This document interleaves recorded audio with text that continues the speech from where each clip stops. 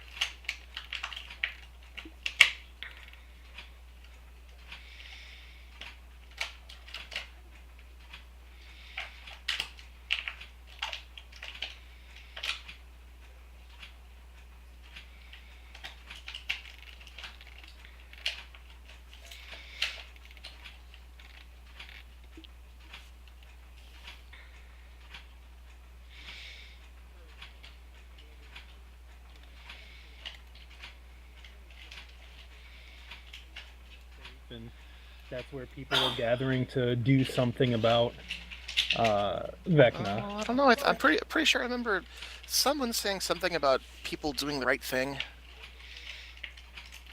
She in no way encouraged rebellion. She encouraged her entire family to head that way. Oh, I meant rebellion against Vecna, not rebellion against her father. Just planting the seeds of a warrior spirit. Yeah, exactly. Rebellion against Vecna's fine. Family is a little more tricky to navigate. Nah, And drop them all. And yes, she did make a horse out of a flock of spectral birds. If your family doesn't have the same goals as you, you're better off feeding them to the wolves. Cure's on a horse. Cure's on a horse. I'm pretty sure I had a lot of gaps in there, so anyone feel free to drop in and, break the silence. It's so quiet and lonely in here. Just me and Sorry. It's not I was pleasant. having audio issues, so I had to fix that. I had audio issues all last week. It sucked. Yeah. Hopefully I can stay connected this week. And it doesn't forget how to do microphone. It will always forget. The South won't forget. South remembers. I believe I said you guys were about 2 days' ride south of the Torian Forest. Was it 2 days ride or 2 days roughly. walk? Well, 2 days walk. But It amounts to the same thing at this point. I don't think that Cure's gonna fit everyone on her horse. Unless she has a polymorph spell and a bag of friends. I mean, it's a destrier, so I could probably fit Macklin on the back if I wanted to. But it As much depends as I how much he appreciate wants the to suck offer, up. riding side saddle against your armor chafes slightly.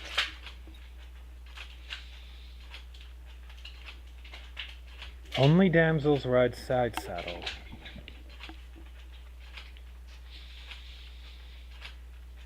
And you, my friend, are no damsel. We'll see.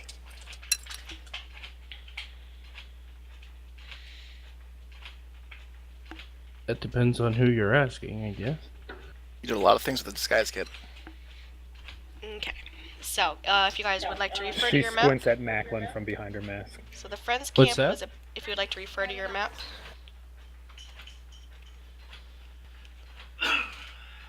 Oh yes, important thing to note, the horse's name is Edgar. Okay. So the Friends camp was here. Oh, we are much further away than I thought we were from the Torian Woods. Did you just ping it? It's, She put a dot. Oh. Oh. Right about Okay. there. Yeah, that's not bad. That was about a day and a half travel, so Mhm. 2 solid days more. Yeah. As long as we don't get distracted. No, we never get distracted whatsoever. Of course not. We're driven individuals, professionals on a mission. Why is there a horse? With that being said, Fellion's gonna scout ahead. Why shouldn't there be a horse?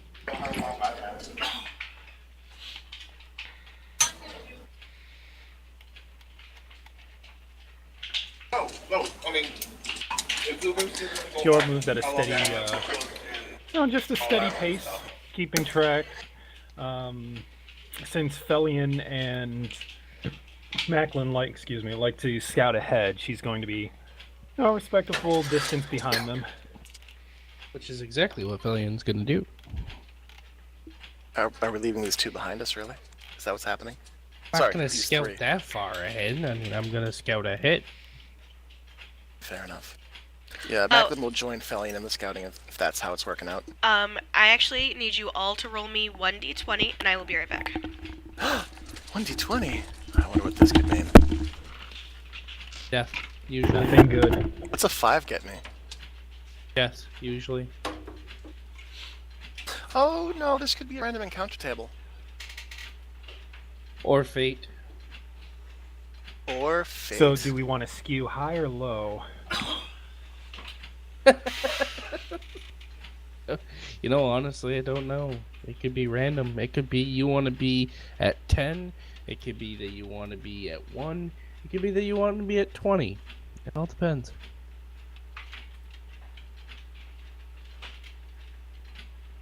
Fate works in mysterious ways. She moves in mysterious ways. Hey, someone rolled lower than me. Hi, Sam. Alright. Sam's kind of cold, so I probably shouldn't provoke him to talk. 5, 12, 17, and 2. Good to know.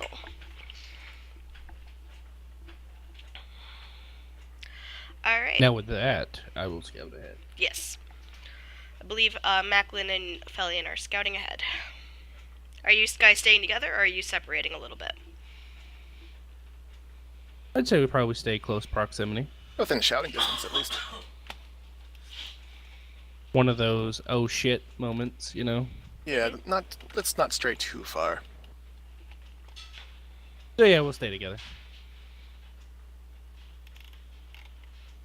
Okay. If you guys want to, one of you wants to roll me perception. You guys can decide who. How good are you at perceptions? Got a +7. I got a +8. It's you. Okay. You want advantage? Here? Yep. Advantage? Okay. Advantage.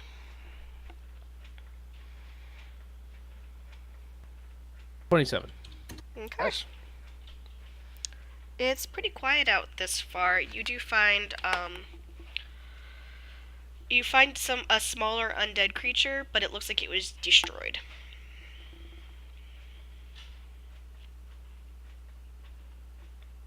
Seems like we're on a safe path. Shall we wait for them, or shall we continue just moving forward? Continue moving forward. Keep our eyes peeled. If this thing's been dispatched, it could be that there are, well, civilized folk in the area. Or they're at least vigilant folk. Felian will keep his steps going forward, staying a little bit ahead of the group, just in case. Okay. So the morning of day 2 of travel. Macklin, high or low? Low! Okay. Travel till about lunchtime. It's pretty clear. You don't see a lot of life at all. You don't see a lot of creatures, you don't see a lot of you definitely don't see any like humans or humanoids, and you don't see any undead. The land seems bare. It's quiet. It's bare. You occasionally quiet. run into overgrown fields that look like they were at one point like farm fields, but We are Deers, quite a though. ways from anywhere worth being, so. I want to roll. What would you roll to determine a strategy? If Vecna, as far as he moves his forces, to see if this amount of nothing would be in line with his current strategy, or Insight. if this is an outlier. Insight. Since it's due to undead, can I roll with advantage? yeah, I'll give you advantage. All right, let's roll. With a 16. Okay.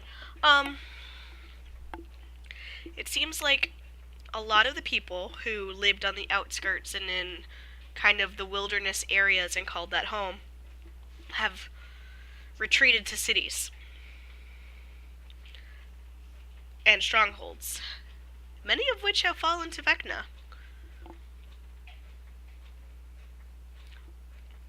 Seems as though I have a hunch. And would that 16 be able to confirm the hunch? What's the hunch? Oh, what's the hunch? The hunch being, well, I guess I'm rolling to see how strong the hunch is.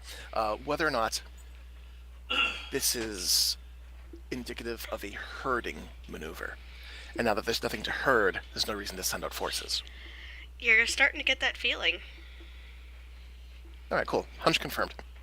You know about rifts opening, and that seems to be some of the more powerful things that are running around are accidental.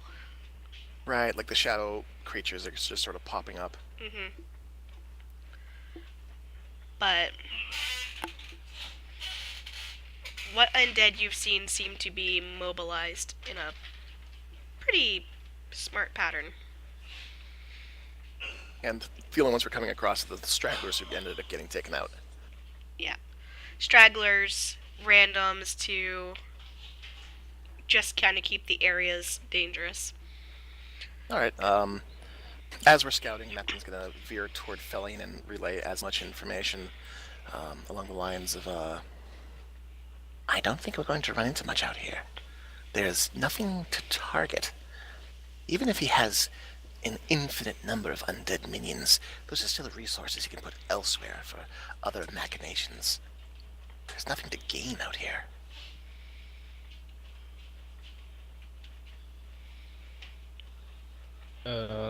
Thelian looks towards Macklin. Rather good point. Rather keep our guards up just in case, because some of the beasts that I've seen Vecna unleash are they Oh, none to absolutely. wiser. Absolutely keep our guards up. I just worry that this is the silence before the oncoming storm.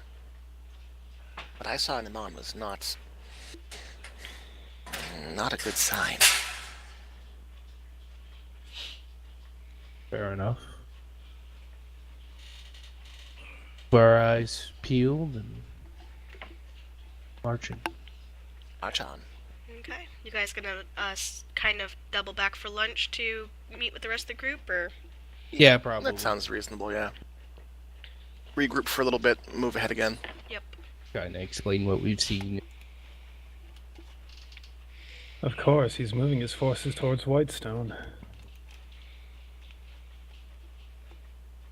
Whitestone would be the best target. There's also Lauren Village. Though it is only a small village. Not a great gambit taking out the small towns at this point. No, he has nothing to gain from taking out any more small towns. Whitestone is the seat of the active rebellion against him. And it bears a special significance given its connection to Vox Machina.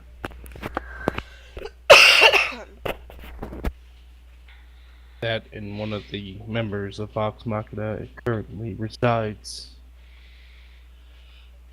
Whether he's aware of it or not. Becklin Not a frowns. fool. Becklin frowned rather deeply at that mention. I still can't fathom why he would allow Percival to live. Why send him back?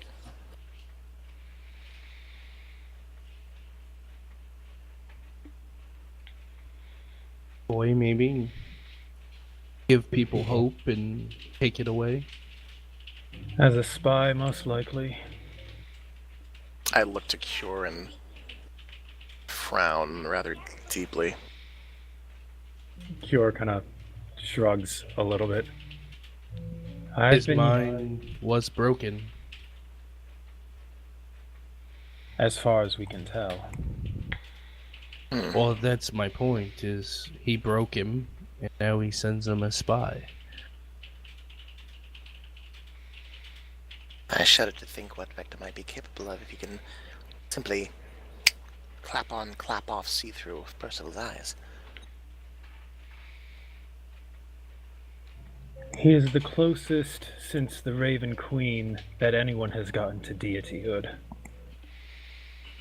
To be quite frank, I think if we expect him capable of anything, we won't be caught off guard.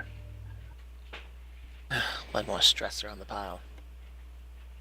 I glance back at that point, noticing that Seamus is being uncharacteristically quiet, and bring up something that was on my mind that had flickered into being only a few moments ago. Cure is idly, brushing the horse's mane and tail while she's conversing with everyone. Now, Seamus, you are our standing teleportation expert. What do you suppose the chances are that should we make our way to Craghammer and find it, say, completely uninhabited, that we could produce another one of those teleportation signals there? It would be much more fortifiable than Whitestone. Finish the bite of food in my mouth. Look into his eyes. If we can live right there, create a base of operations. I look up into his eyes and finish the bite of food in my mouth. There's already a sigil there. One I don't know, and if it isn't there, it would take me a year to make one. But if it exists, you can activate it? I could learn it, but it is getting back here. The problem is, all those sigils were destroyed in Vasselheim to prevent people like Vecna from being able to use arcane magics to infiltrate their city, which is why they were able to hold up the city walls as long as they did, because they were just taking onslaught after onslaught against the walls rather than from within. The only reason Whitestone is protected is because the sigils there are hidden under lock, key, and divination protection. Oh, I see. So, going to Craghammer, I would have to assume if they've already invaded, they already know the sigil. And even if they didn't, it wouldn't take them very long to do it. And it's not defensible. It is a stronghold, yes, but you just have to starve the people out. He nods a little bit, rubbing his chin, seeming to understand a little bit of what you're saying, despite it being complicated and arcane.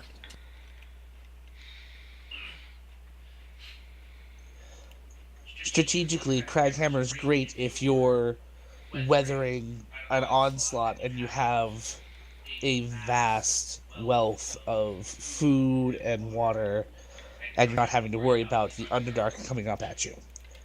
But we don't have that. Understood. Vasselheim was the last true stronghold in the world. With it fallen, there's no place defensible beyond what we already have.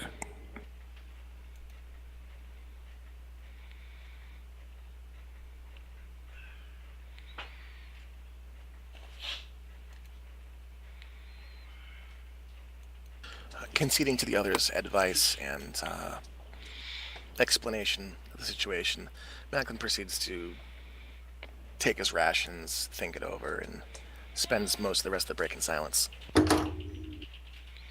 Just puzzling things over. Okay. Alright, for afternoon. Felian, why don't you call Hilo? We'll keep it the same, low. Okay. Roll me a perception check with advantage as you guys scout ahead again. Are you fucking serious? I rolled double sevens. Come the fuck on. It's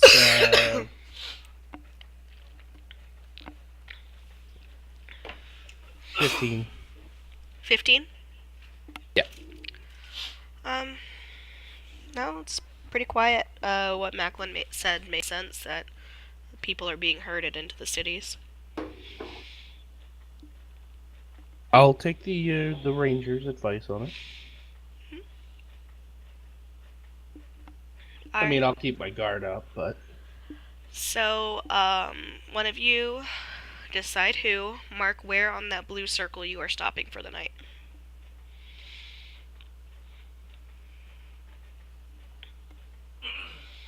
I would assume we would want to be, toward the edge of the circle. No, I know, but so basically that's as far as you could move in one day. Oh, that's our radius. Yes. Yes. Well, we're heading toward the Taurian forest, correct? Mm-hmm. I'll mark it. I don't know exactly what angle you want to approach from, so. All right, so Oh, that's not where I want. Macklin would suggest close to that area, since there are patches of woods closer. You can get us. I can get us through the woods quickly and quietly. We'd have cover of darkness on our side. These plains are harder to work with. I marked where I'd say we were probably approximately. Okay. Good enough for me. Kior will trust the scouts.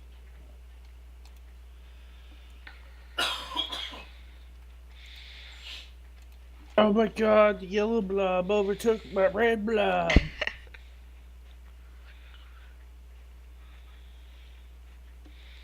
And once we get to that point where I feel as it's starting to get dark and everything, I'll kind of look down at Macklin. Seems like a better place than any, correct? He nods and surveys the land. Is this mostly flatlands, or are there hills and valleys? There's a little bit. It's not like Ohio, but I mean there's some hills, but they're small, and there's some valleys, but they're pretty tiny. Did anyone bring a shovel?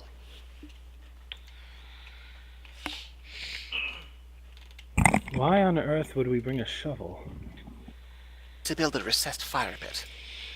Building a bit of a crater, you can light a fire in the center, and those looking from flatlands or looking up at you, say if we camped on top of a hill, would be unable to see the light.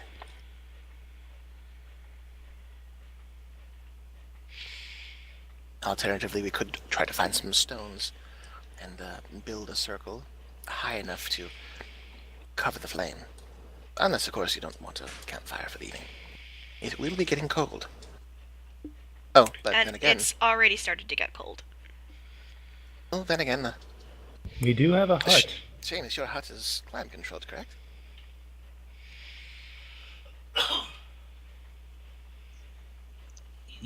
My domed hut, yes. The other does require firewood. And sadly, there's none around, so it looks like we're going to have to rely on the hut. I mean, For you the guys moment. can find firewood. Well, I suppose then it's a question of comforts. As he says that, Felion comes by and drops some firewood.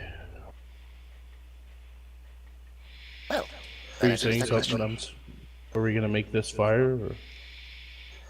Or? I play the song that casts the cabin.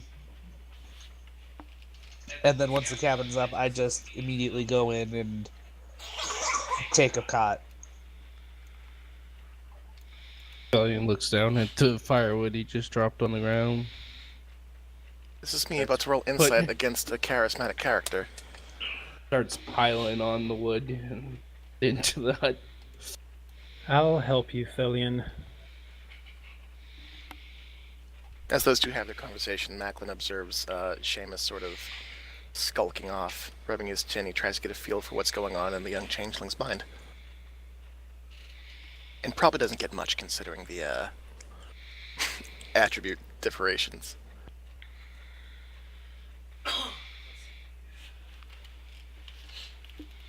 Nope, Better you than don't. 15. No, he does not. Maybe so.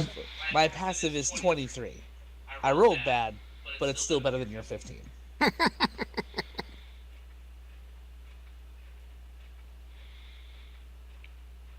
I'm not even surprised in the least. Damn Hey, it, I'm his already there. bonuses beat you, for fuck's sakes. Yep, Hey, nothing ventured, nothing gained. basically. This true. All right. Felion, brings the wood in, sets it next to the fire, and puts one stick on the fire and just kind of a little piece of blood or a little slit and drops it onto the fire and it ignites. That's a useful trick. You have flammable blood? No wonder you didn't go to the fire elemental plane with us.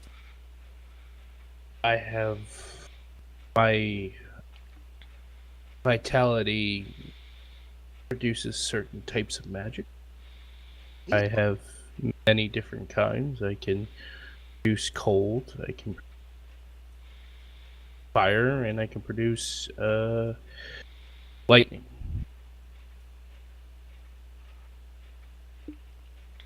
Good to know. Kira then heads back outside for a moment to pat Edgar and tell him, don't venture far, but keep an eye out for us. Edgar kind of neighs at you and kind of settles down on the grass, chewing some grass. As Kira heads out, Macklin likewise makes out his way outside and starts performing a series of stretches. I think I'm going to try to scare up some better than rations for us. I'll be back. Shout if you need us. I'll scream bloody murder if I have to. I kind of pause for a second, thinking, and then look to Edgar. Edgar, why don't you shadow Macklin for a distance, and if he gets into trouble, come and fetch us. And the horse kind of stands up, Good Kind of. boy. Good horse. moves over to Macklin. He reaches up and gives the horse a pet on the bridge of the snout, kind of apprehensively, not knowing if it's a horse or a spiritual thing. It's a horse. And It's very it's much a a horse. destrier, well. so Macklin is probably the size of that horse's head. You are a large horse. He's a friendly horse. He nudges you in the shoulder. Oh, well, hello there. Yeah, with that, I will spend a few hours, surviving. All right. Make a survival check. It's an 18. Okay. Roll me a perception check as well. Perception, alright. Perceive the force. That's 26. You feel like you're being watched. By the horse? Not quite by the horse. By the vampire that's coming at you right now! Cool. Vampires are rad. They attack you with charisma. I'm really good against that. With the sensation of being watched, Macklin will search for any tall grass or rock formations or rough terrain to try to conceal himself in, to see if he can find whatever source is peeking at him. Okay. So I'll roll a quick stealth check. I'm going to use luck on that one. God damn it! Okay.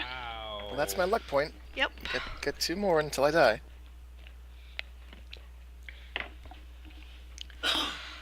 You stop and you kind of tuck your way into some high grass.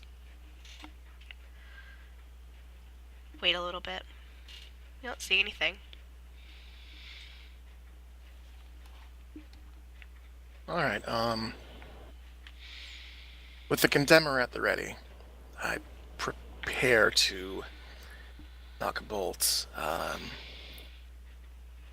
Gonna keep my ears up. I'll roll perception again, see if I can see Okay. any hint, any sign of what this might be. Wow! 3 16s in Wow. a row. Is that like That's like possible? an achievement. You didn't see shit. Just roll a natural 20. Cool. Huh. Must be my nerves getting the better of me. Then the feeling kind of fades a little bit. Alright, so, with that, Macklin makes his way out of the tall grass and goes back on his way, none the wiser. Okay. With your hunting trip, you do manage to catch a couple of rabbits and, a duck. Ooh, duck. I haven't had duck in ages. And you rummage up some, like, fresh berries and a couple apples. But, the roughage is getting a little bit, harder to come by. Makes sense, it's almost winter. Or it is winter? It's early days, November-ish. Early winter. Looks like we're right on the edge of berry and mushroom season. Ugh. Should probably load up on grains at the next town. If there is a next town. Oh no. Fall of civilization means the end of rice as we know it. I like rice. One more reason to add to the pile. And he, after this string of thoughts, makes his way back toward the, camp. Okay. A horse follows you. You All right. arrive to find Kior Sans armor munching on pocket bacon.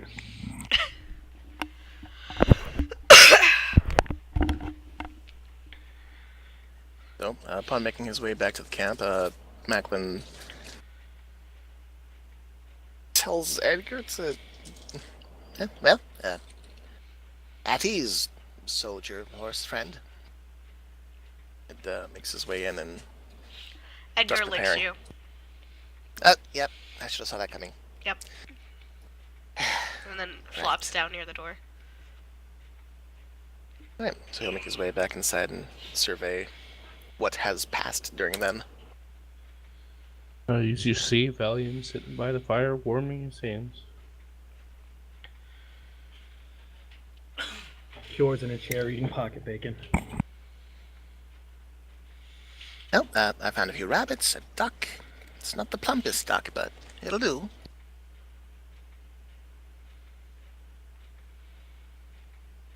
Any food's better than 6 of meat. I reach into my pouch and hold out a strip of pocket bacon to Felian. He accepts it with a polite nod. Thank you. As Felian puts the pocket bacon up to his lips, looks at it. How long have you had this? She kind of pauses for a moment, considers. If it makes you feel any better, it's kept in a place where there's no air, so I doubt any bacteria could grow on it. Felian Mold. She looks- says mold because she doesn't know what bacteria is. Right. But to remark about a 10 gold word coming out of your mouth. He looks down at the bacon, gives a shrug. I've been poisoned by worse, and eats it. Okay. So just keeping score. Cure speaks crazy. She reads crazy. She has created an army of child soldiers, destroyed a family, and carries pocket muffins and pocket bacon. Don't forget, she's also performed a wedding. She's also performed a wedding, an impromptu wedding. Mhm. Yeah, she's Is a an hobo. astounding lute player. She is an astounding loot player. She is. Is She is Twice. your 1920s hobo.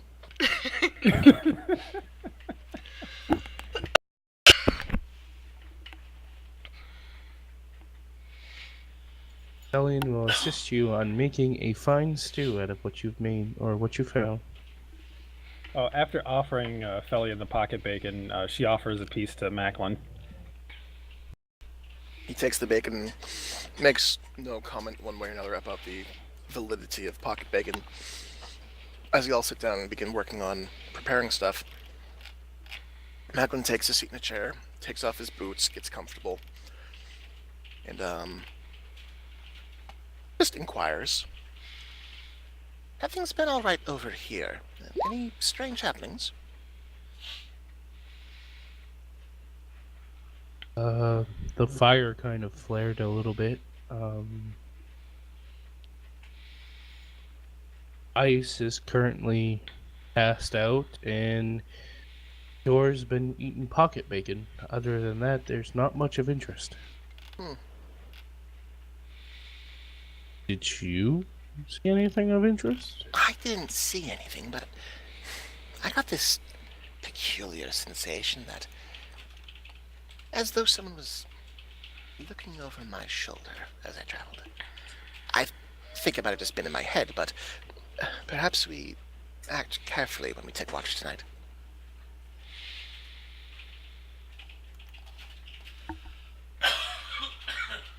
Felian nods. I'll take first watch. He starts cutting up meat and throwing it into the pot. You notice that something invisible is tucking in Seamus. I get up and draw my sword.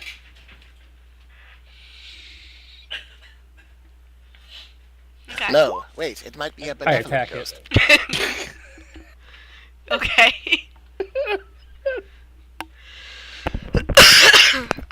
Give me a second. I gotta look up that spell. If it had been anything other than a nat 1. Yeah. I mean, as far as I know, Seamus's ice has been asleep for like ever since Macklin left, and all of a sudden things are moving, and my first instinct is ghost. And now she's violently attacking things that aren't there. All right. Roll an So attack she's- roll. She's upgraded to War Veteran Hobo. Well, no, they all saw the thing move. The bedroll. I think, Roll an Good. attack roll. yeah, It I has know, an I'm AC. looking for it. Felian's just gonna let it all happen. At disadvantage, right? Yeah, but it probably doesn't doesn't matter. matter. Okay. 15. Yeah. All right. You skewer something invisible, and you feel a little bit of resistance, and everything it fades. Felian looks over. Cure. I take another swipe at the air just to just to be sure. Sure, roll an attack. And he just continues cutting up stuff for them to just doesn't stop. He's just like, When she whatever. doesn't feel resistance, she like turns to face No, Macklin. well, I want you to roll another attack. Okay. You should drop 26. some smite into it. Okay. You don't know what this is. I haven't let out any like noise or anything, so I'm very. Yeah, you roll an attack, and, you don't hit anything. I didn't. You did not. He was trying to see if you rolled a natural one and see what I'm. happened. I like look around in alarm and look back at Felly and Macklin, and they're not doing anything, and she's just like, really?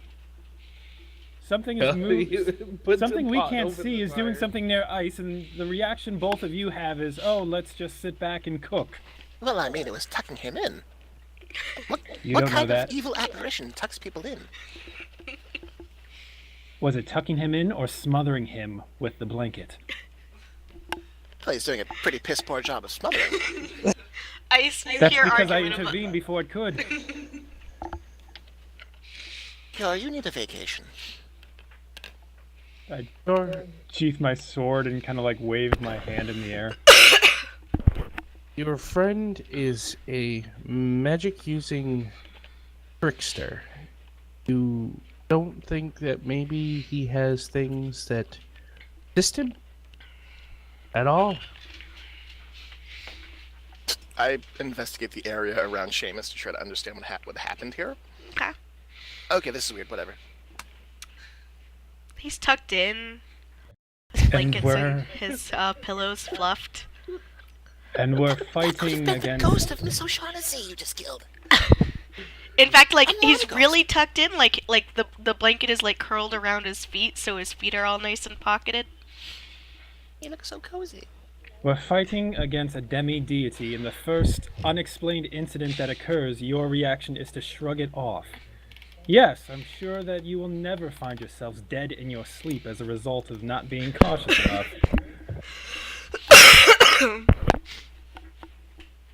I will be completely honest with you, Cure. My teachings and what I've learned over the many years I've been hunting creatures of this type is that typically they don't try to tuck you in at night. They generally try to... How do I put this lightly?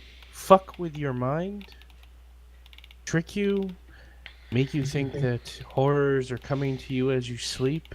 Or lulling you into a false sense of security.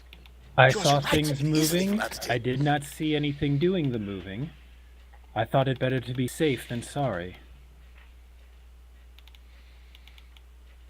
Valiant puts his hand over the fire. I once knew an adventurer back in the Slayer's Take who believed there was nothing harmful about the locked treasure chests he would occasionally encounter on his finds, until one ate him. That's gruesome. Well, I will be completely honest with you then, Cure. Your friend was an idiot. The only idiot is the one who do not heeds words of warning when they are given. She doesn't say that condescendingly, just kind of like, just lightly. Like she's kind of feeling a little abashed at her overcautiousness, but isn't quite feeling. She's not apologetic, but she is like, oh, okay, maybe that was a little much. Oh, no, you make your point. You're justified in what you've done. Who's taking first watch? I will take first watch after I eat. I'll tell Edgar to roam about and let you know if he encounters anything. You're trusting the horse to watch out for us? He's a very smart horse. Must be some horse. He is a gift of the matron of ravens. Very well. I think I shall wake up early and take the final watch then.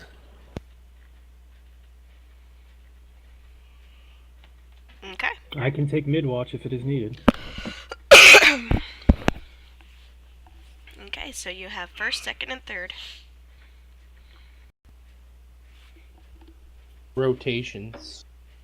Mm-hmm. We're a good party. So as you guys settle down and have dinner, relax, head into first watch. Valian, you said you were taking first watch? I am. Okay. After he eats, he gives everyone a polite nod and rest well. We have quite a trek to make tomorrow. And he heads out the door.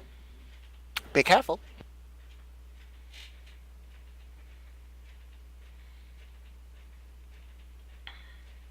Macklin just sharpens his blades before he goes to bed. Okay. Oh, that's a line.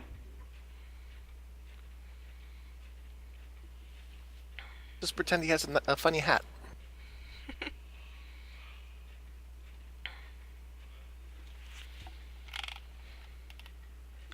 And Felion will head outside, find himself the best vantage point he could have, and Okay.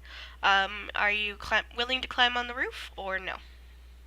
oh, sure, why not? Okay, you climb on the roof. Roll He will me- sit there. Edgar just kind of wanders within like 60 feet of the cottage. Yep. Did you set up to patrol or just to stay? Patrol. Okay. I don't think Edgar actually has dark vision, so you know, he's a very limited use. But Kind of wanders around, eats some grass, sits down for a minute, gets up, wanders around. Felian, roll me perception check. Oh, yay. Perception. Not horrible. 6. 8.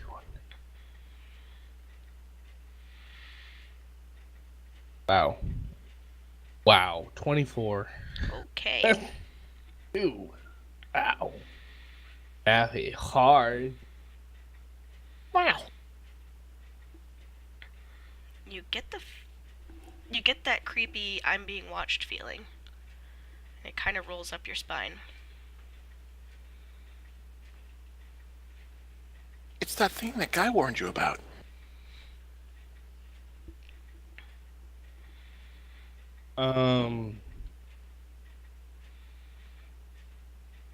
So Felion gets down off the roof at this point and just doesn't yell, but kind of raises his voice. Just says, "I know that you're out there. I know that you're paying attention. Like, you can come out and talk, or you might as well just try to kill me now." He waits. Okay, roll me a charisma check. I'm not great at those. Natural 1. Okay. Nice. It's fitting. not great is an overstatement. You're downright terrible. You ain't kidding. No response. I mean, he did kind of sell his soul. That's kind of the meat and potatoes of a personality. Hmm. You don't see anything. No response. Okay.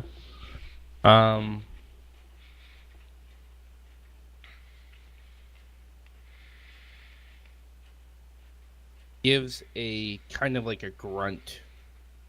Just says, "Well, fine. If you're not gonna come out, then I shall come and seek you. And I'm gonna try to investigate around to see if I can see anything. Okay. Footprints, anything, any creatures, shadows, whatever it could be." Meet me in whispers. I hear whispers. Meet me in whispers. Oh, go to whispers. Channel switched. User joined your channel. Okay. Okay. You kind of turn your head quickly, and you don't see anything. But the faintest bit of a smell hits your nose, and it's jasmine. which is very familiar to you because when Cassandra was a younger girl, she wore it a lot, but she hasn't worn it around you as an adult. Okay. So it's one of those, like, visceral, like, I know that smell. But you can't find a place for it. And it's not in season. No hints of jasmine. Yeah. Okay, that's all. Okay. Channel switch. User joined your channel. Oh, hello. Hello.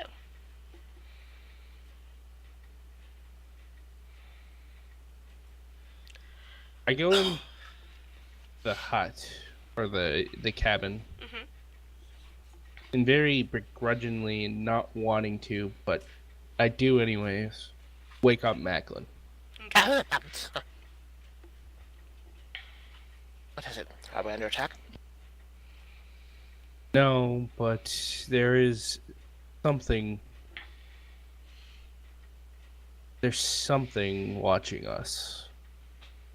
Now, being of, it kind of looks you up and down, fashionable sense. Jasmine. Smell jasmine. Jasmine? I'm sorry, what? Like a perfume. You Or- smell jasmine? Yes, I smell the scent of jasmine. Are you having a stroke? Takes his Oh, That was pulse funny. real Or quick. is it sweet? I think that over. Jasmine, Roll me a survival check. sure. I'll give you advantage because it's kind of city-like. Okay. Because he's asking about it in the context of fashionable ladies and things City like that. Slickers. Okay. It's a 22. So jasmine is tropical. So, not native anywhere here. It's very, very expensive. Like a maquette thing? It would be definitely common in Marquette, but it's not unheard of here. But it's definitely it's not something that Mary Merchants the and shepherd nobles- has. It's Yeah, merchants and nobles with money have this. not even merchants. Whoa. Not even merchants? The Taldores probably have it. Oh. The Derolos That's high probably have nobility. it. The Visars probably have access to it. That's not an everyday kind of perfume, my friend. Only the wealthy and privileged have access to that rare and tropical. And especially Potpourri. this time of, like, in wartime, it'd be... And amidst the war, trading ships don't trade. Either it's someone very, very powerful, politically, or someone who's been saving it. Why would they wear it out? Why would they be following us? Why, indeed. Bellion stands up, starts heading for the door, and walks out. I follow Felion. Okay. Whereabouts did you catch a whiff? It just... the air took it. It brought it to my nose. The air took it. Macklin sticks his thumb in his mouth and checks the wind current. It's a still night. Say again? It's a still night. It's... no wind. Are you sure the wind took it, friend? It's Well, something brought the scent to my nose, so it was either that they were close enough that they were standing next to me and I could smell it, that or... they're flirting with you, or they're flirting with danger. Yes, I think you may have had a close encounter. Belly narrows his eyes. With the bodice of an apparition? Or a very confident, very wealthy, very invisible person? And he's looking all around, glancing from side to side, up, down, as he's saying that. Still kind of bleary-eyed and sleepy. Now they're suspicious of the invisible thing. Listen. When the invisible thing is tucking you into a bed, it's one thing. When the invisible thing is tucking you into bed and smells like a brothel, it's a different thing. Expensive brothel. I think this is beyond our scope. I think the bard can detect. I actually lean into Felling and I quietly whisper, I think the bard might be able to see magical things.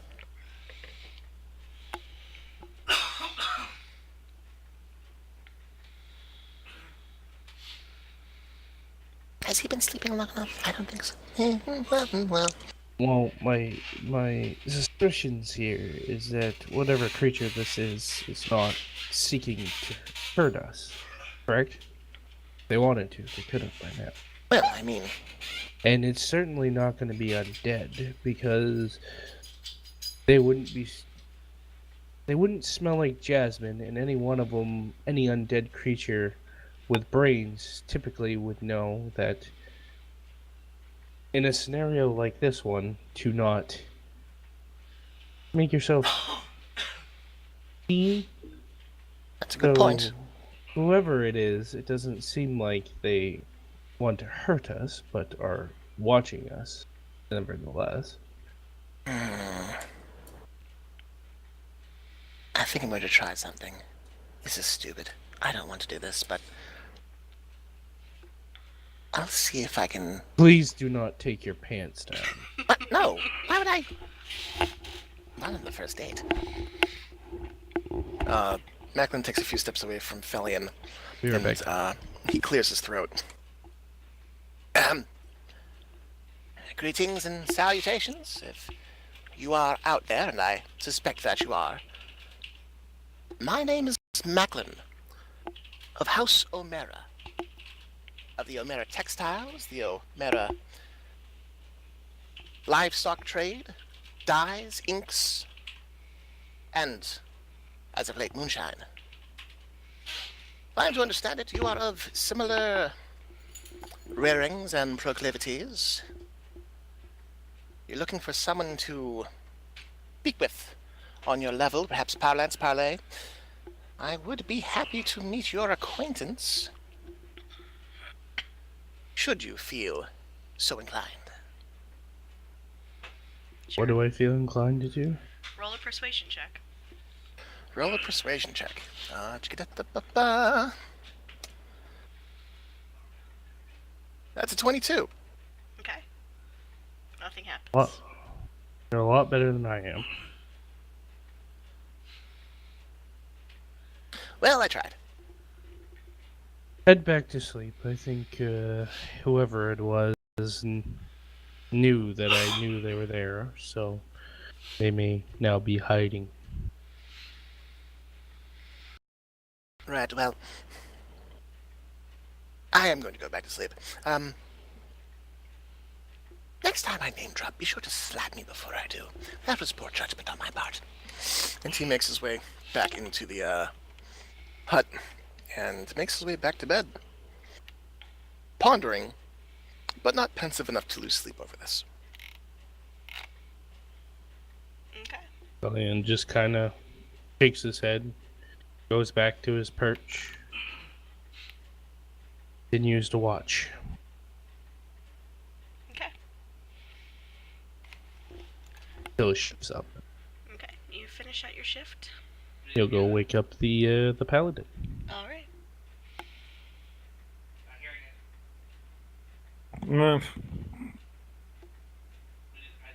Alright. Okay, all I said was you finish out your shift, so it's not like that they didn't assume that I... Okay.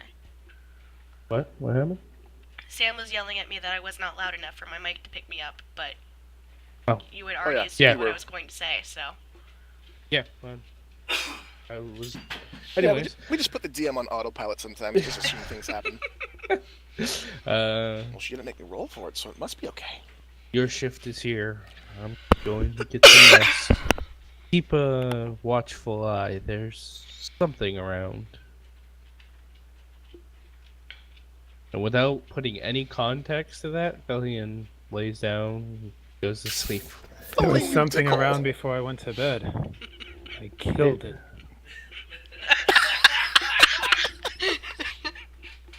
Stallion gives you, like, you know, he's laying back to you, and then he kind of turns, looks at you with that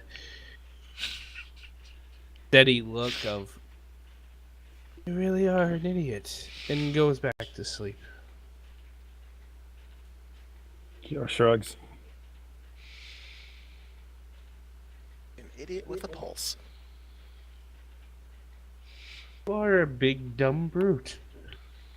She's No, that too was Darius. sleepy. She's too sleepy to argue with him at the moment, so she puts on just like half of her plate mail, just to cover up the important bits before she heads out to keep watch, Okay, checking on Edgar, making sure he's alive. he's fine. He's chewing.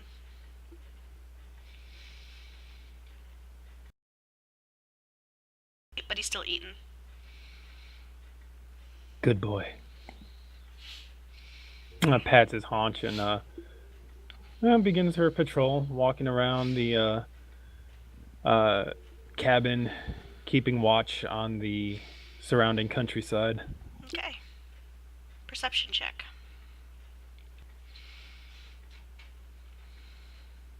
There's a 5. Okay. Everything looks fine. John, meet me in Whispers. Oh, God. That's not good when the sleeping guy... User left your channel. Channel switched. Okay. Did I die? No, you did not die. Oh, okay. I was just So- thinking scent of jasmine, maybe poison.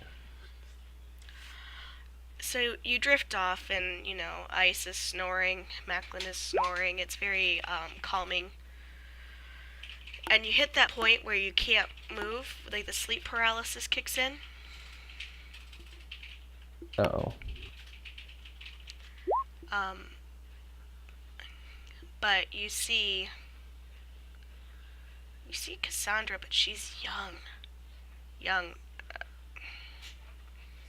Probably not much older than when all of this first started. You see her kind of out of the corner of your eye. She looks worried and concerned. She's wearing full plate armor. She seems to be fighting something. It actually is distracting, but she's very good with a sword. Better with a sword than you would anticipate.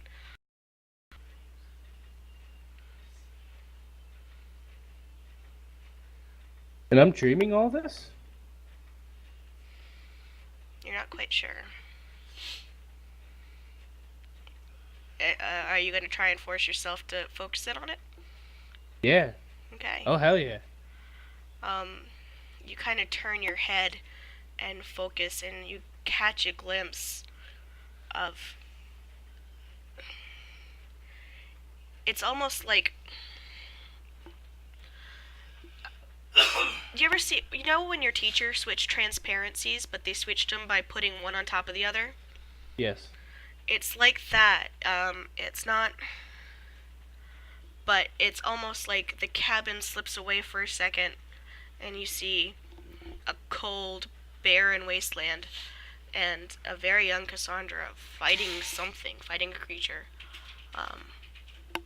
Sword and dagger in hand, and she gets a giant slash across her chest. And you see her stop. And then the cabin fades back in, and you can't see anything.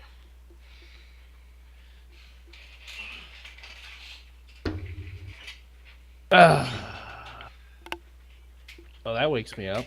Okay, let's move back to regular chat then. Okay. Channel switched. User joined your channel. We're Yeah, I know you're back. I heard it. Hashtag rip. Oh. Maybe next time you'll trust Kyora's instincts. He's a liar. She wasn't half as loud as she would have been if he was dead. I'm not dead. I Die. didn't say I was Fucking dead. die. You're I dead. said hashtag rip. You don't exist anymore. Go! Fade into nothingness. Alright, what's Fall Felian into a doing? wizard hole. Gonna go outside of the cabin. Okay. Felian gets up and walks out. Kiora, you see Felian walk out. What are you doing awake? Drugs. Feel like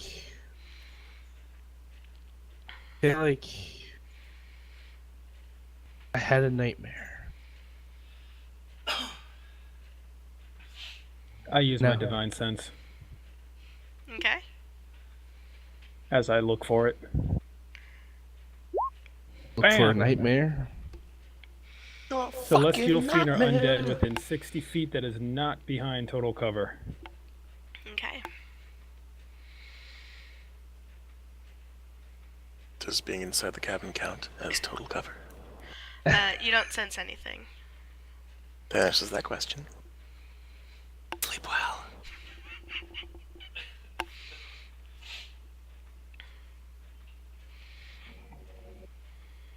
Well, we have been having nightmares on and off since I'm on. Cure. Go ahead and go get some rest. I'm not gonna be able to sleep now.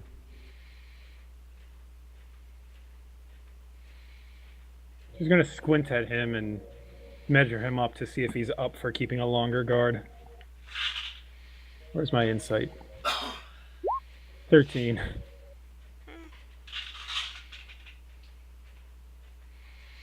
He's a soldier. He's probably fine. I am Felian Kareen, one of the greatest adventurers you'll ever meet. I've never heard of you. One of the most exhausted adventurers you'll ever meet. Only 1 point. Calm down. I'm already awake. I'm not going to fall asleep anytime soon, so I'll keep you company for a little longer. Do as you choose. 2 eyes are... 4 eyes are better than 2, I guess. 6, if you count the horse. Especially with unseen threats lurking in the darkness. Know if it was a threat. I don't really know what it was, to be honest with you. If it was a threat, it'd only want to make us paranoid and give us nightmares whenever we slept. She says that as she's like walking away from Felian around the corner of the house.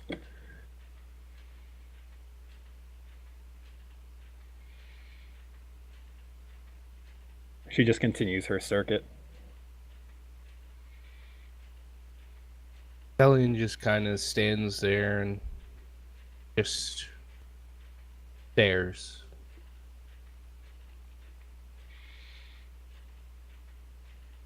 Okay.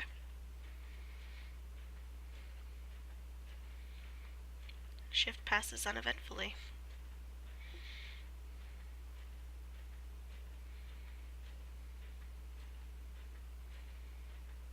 About halfway through my shift, I check on Felian to see if he's still awake, and if he is, then I will tell him that I'm going to retire early. He nods. Go back in to get some extra sleep. Leave the gnome alone. Let him rest. You haven't had enough rest. I don't think we want you to go into tomorrow feeling exhausted. I'll be fine.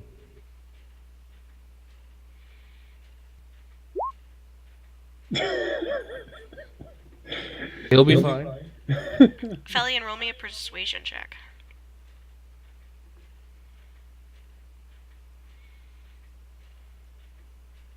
He'll be fine. It's 23. Oh yeah, he'll be fine.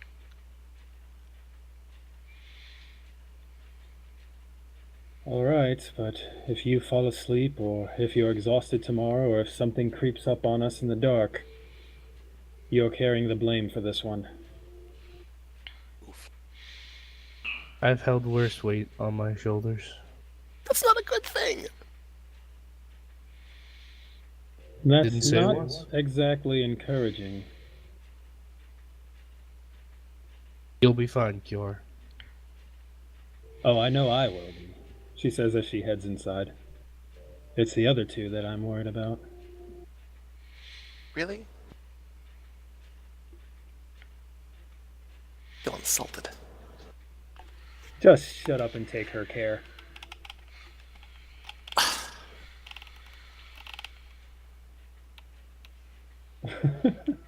Yeah, Guess I'm sleeping in. Kira will head inside and not bother Macklin as she takes her armor back off and settles back in to sleep. Okay. Kior, you're settling into sleep? Yes, I am. Meet me in Whispers, please. Oh, Jeebus. It just keeps happening. User left your channel. Channel switched.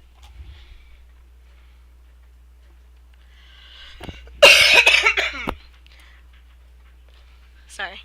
Looking over to Sam to make sure he's singing along with the thing. So you settle into sleep. And you close your eyes and kind of relax. And you feel the warm sensation of the baptismal pool.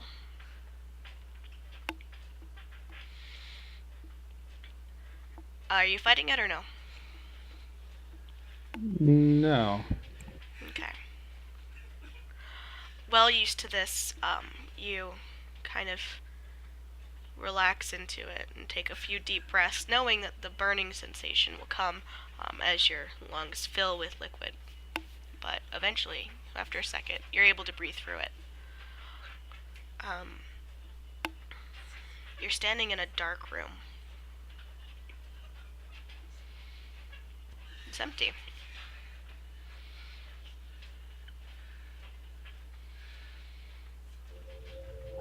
I'll look around for any distinguishing features or any ways out or forward. Okay. You turn around, kind of wander in one direction a little bit before turning around and wandering in a different direction. And you're walking. And as you walk, something isn't quite right. You're hearing whispers. Whispers and whispers. Just at the edge of what you can hear. I'll slowly approach the whispers, trying to keep quiet myself. Okay. As you try to approach, and you get closer, and you're able to pick out different voices, familiar voices, different voices, but familiar ones. They're not whispering, but the sound is too quiet for you to pick it out. Roll a perception check. 12. Okay, you think you hear Ilya? You think you might hear your brother? Going to frown and try to get closer. Which one? Towards Ilya. Okay. And so you focus on you kind of force everyone else out as you focus on Ilya. You try to move closer and closer, and you're picking up more and more hints of conversation. And you're not picking up details. You're picking up tones. You're picking up the aggravated orders. Slayers take Ilya. Commander, Taldore Ilya. Like, just... She's giving orders, she's, but you know her and you hear that hint of fear in the back. And it's like she's speaking in a different language. You're having a really hard time understanding what is being said. But You know that tone, you know that voice. It's coming out of my headphones. Yeah, no, it bypasses my microphone, I'll call out to her. which it shouldn't do. So because Okay. the function, Roll me a roll me a charisma check, general charisma. Discord, and someone's doing something, and I turn on music so they're not supposed to whatsoever. All right, let me just do a roll of 20 and add 5 to it. Mm-hmm.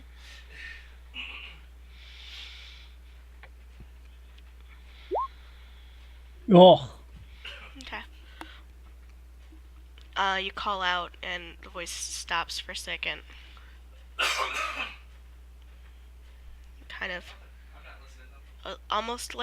almost like it heard you before it starts again, giving commands.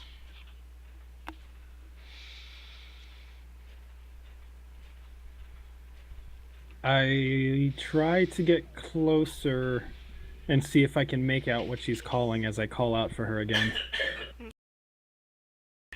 You move closer, but you realize that the floor underneath you is moving with you, and you're not. It's almost like being on a treadmill. You're not moving any closer. Roll me another charisma check. As I feel this struggle to move, I'm going to growl under my breath and unleash my radiant soul. Roll me a charisma check with advantage.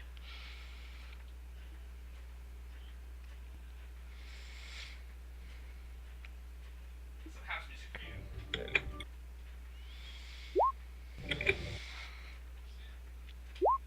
All right, so that would be an 18 as the wings burst from my back and beat at the air, violet light leaking from my eyes.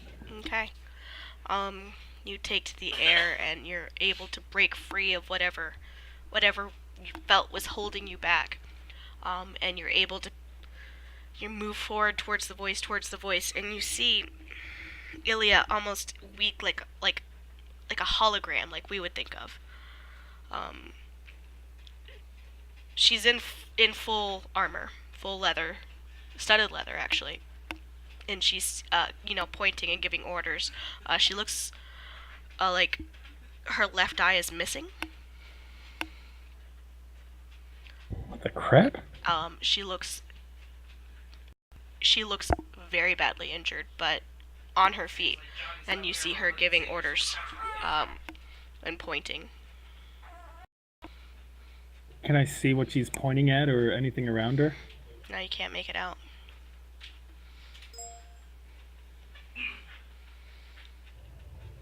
And Kiyora's going to... I mean, the sight of her makes her upset, so she's just going to call out into the darkness. What is this? Matron Mother, what are you showing me?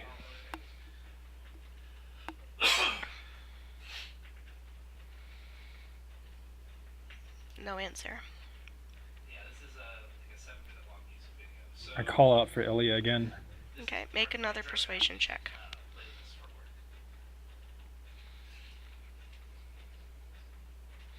They're great hits. Hence the video. 22. Okay.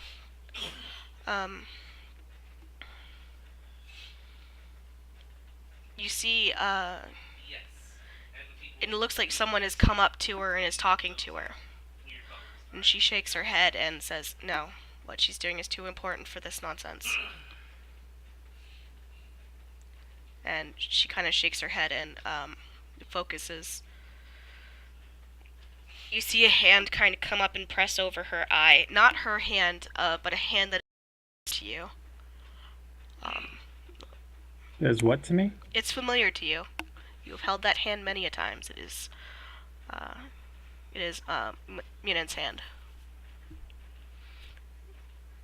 Whose hand? It sounded like you studied. It's your brother's hand, Okay. and it's pressed over her eye, and some of the damage disappears, but the eye is still closed and shut. And she kind of, you could see like the pushing him off, like, no, I have more important things to do. But it's starting to get, the signal is starting to get choppy and laggy, and starting to get fuzzy around the edges. Like you're losing it.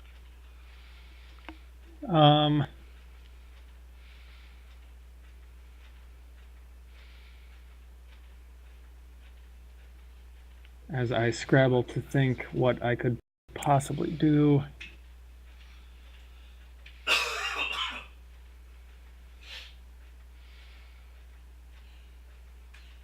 I did not even know I could do that. Okay.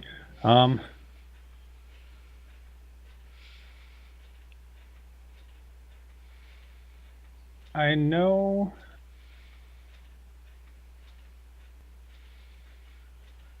Ah, shoot. I know, What you doing? I know I have that, that I can. No, that's a ceremony that would take too long, so.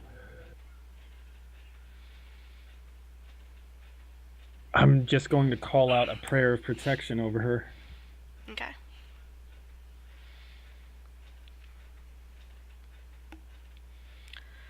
And roll me a charisma check again.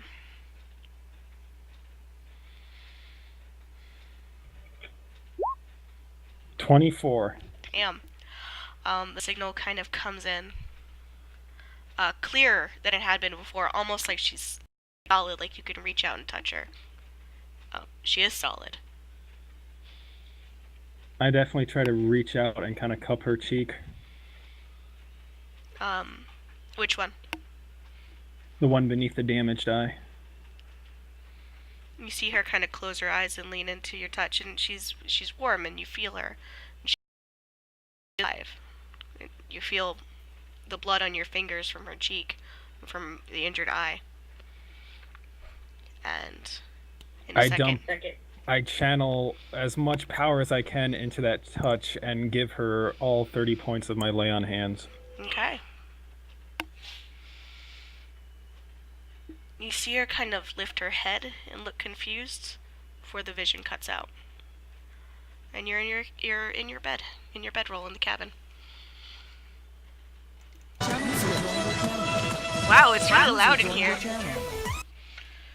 That abruptly cuts off. I have no idea what you're talking about. The boys went to go to the bathroom and such because they didn't realize how long it was going to take. But they were enjoying the I'm back. ambiance. Welcome back. Except for John. He didn't like the techno. I don't Oh. like the techno either. The baby likes techno. And Baby Sam likes likes techno. And I think the dogs like techno. Not me. Yep, they do. Alright, well, if they're gonna go to the bathroom, I'm gonna run to the bathroom real quick, but I should be back in a matter of seconds. I'm already back, so go for it.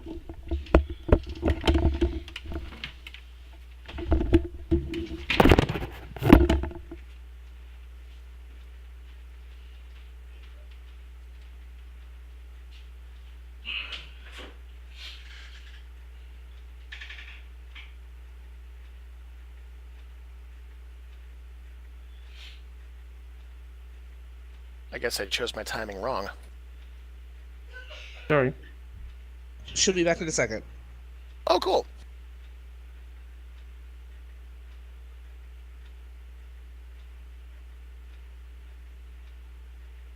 That sure is a lot of rolls happening.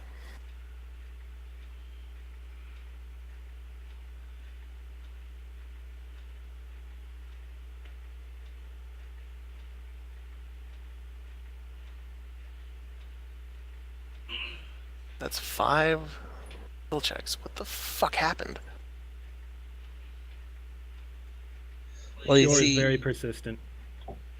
yes, sure, we'll call it Huh. that.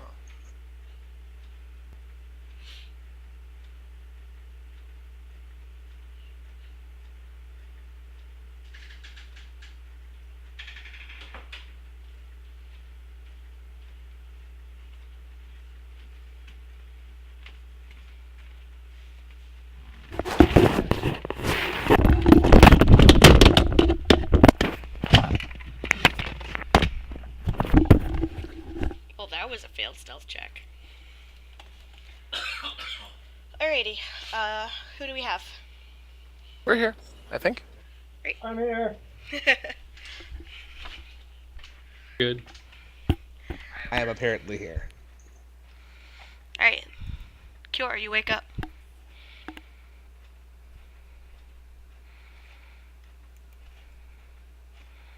what time of night is it? How long have I been asleep?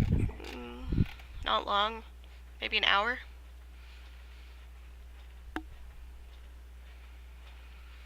Can no one get through their 8 hours rest? Maybe. We'll see. I sit up and look around and get up and start going through a ritual of kind of like self-purification and meditation. Okay. Roll me a perception check.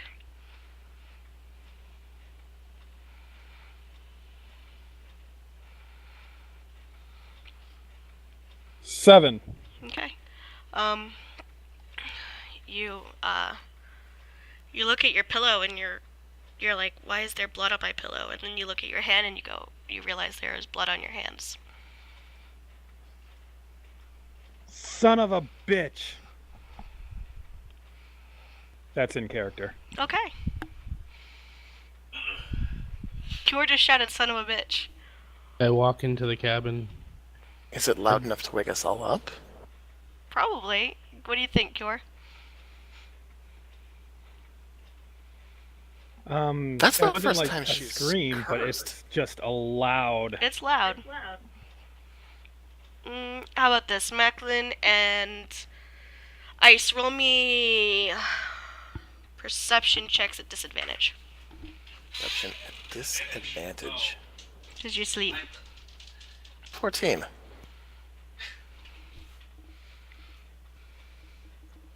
Nat 20 and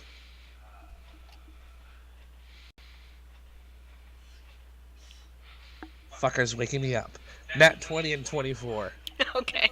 Yeah, Macklin, you kind of hear Cure. You think she might be being loud. But she's kind of always loud.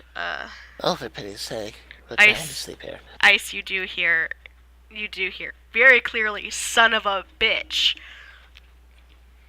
Sit bolt upright, grab gun and like visually cock it and aim it towards Cure. Macklin does that thing cats do when they kind of wake up, where he kicks out his legs and sprawls out in the air and then turns over. Cure doesn't bat an eyelash at Ice as she looks towards him. Ice, you know magic. Can you get a message to Whitestone? Not without getting all of us there. Why? Scullion looks at his hands. My passive perception will see that shit. Mm-hmm. And he's like, probably due to the fact that he has she has blood all over her hands. He was just asleep. And I do hold up my bloody hand. I saw Ilya. She was wounded and giving orders, and I reached out and touched her. I think something might be going wrong at Whitestone. Funny thing is I just had a dream about Cassandra being slashed by a creature. That's what disturbed my rest. And you didn't think that fit to share? A nightmare during a time where all is going to hell. You're right. The last time we had nightmares, it was perfectly normal. I roll up my bedroll and add my things, and I stand up and I just rub my eyes. Okay, so I think Ice is what the the only hell one are who you got guys so on rough. about? Well, two of us just woke up from having nightmares due to the fact that the person that we care about the most is either being slaughtered or in a battle.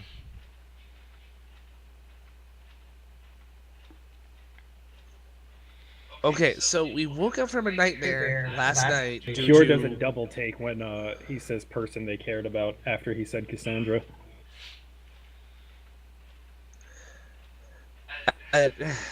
Just- Doesn't say anything. Did doesn't anything double else take. happen tonight aside from you two having nightmares? Well, she woke up with blood all over her hands. And She I wakes don't. up with blood all the time. That's her deity's thing. What? Just more details. What happened beg tonight your while I pardon? was asleep? Just told you. How We- loud is everyone arguing? Oh, they're loud. You're awake. I mean, you could hear it, whether or not you decide Macklin- to. Macklin sits up and produces a dagger. Apparently, Holds on we're to it being for now. watched by something invisible that smells of a princess. What makes you Something- think that they smell like a princess? Because sage is something princesses wear. Jasmine. Kelly is Jasmine, correct. sorry, So Jasmine. Because they're both green. Because jasmine is something princesses wear. And who smelled the jasmine? I did. And how long did it stay? Did it have a direction that it was coming from? I was aware of.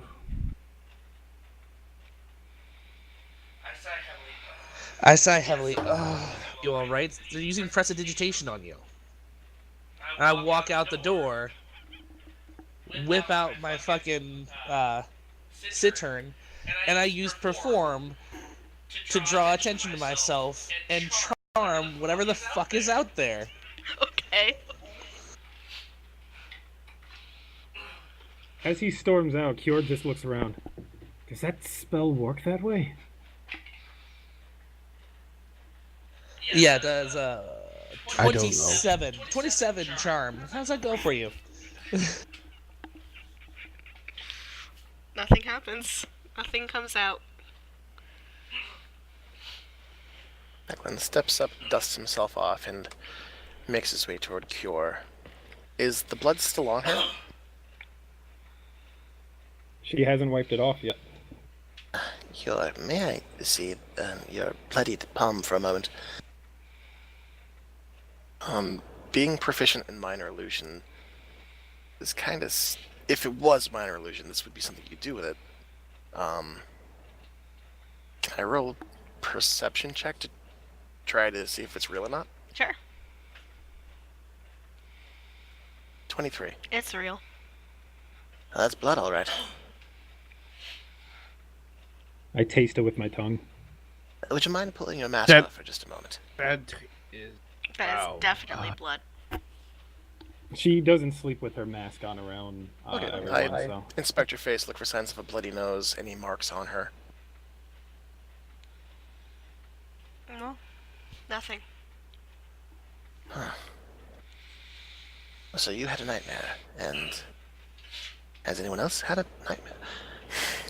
I don't know what's going on. I also felt something watching me when I went to go hunt. I don't know what that After a means. minute of not getting any response or anything coming towards me, I walk back into the cottage. And I'll say that to Ice as he comes in. No, I had a wonderful sleep. And my beloved, the one that I care the most about, is the most likely to be in danger since she is a paladin of the Raven Queen and has a night shift just like I had a night shift as a guard. So if anything's going down, Paladin of the Raven Queen. Felin, you have had dealings with the Raven Queen, correct? Yes. And Cure, you have also, well, of course, you're a Talon, for goodness sake. Of course you've had dealings with the Raven Queen. It's a commonality between the two. You and I are, well, I don't know what deity you follow, but I tend to keep my options open.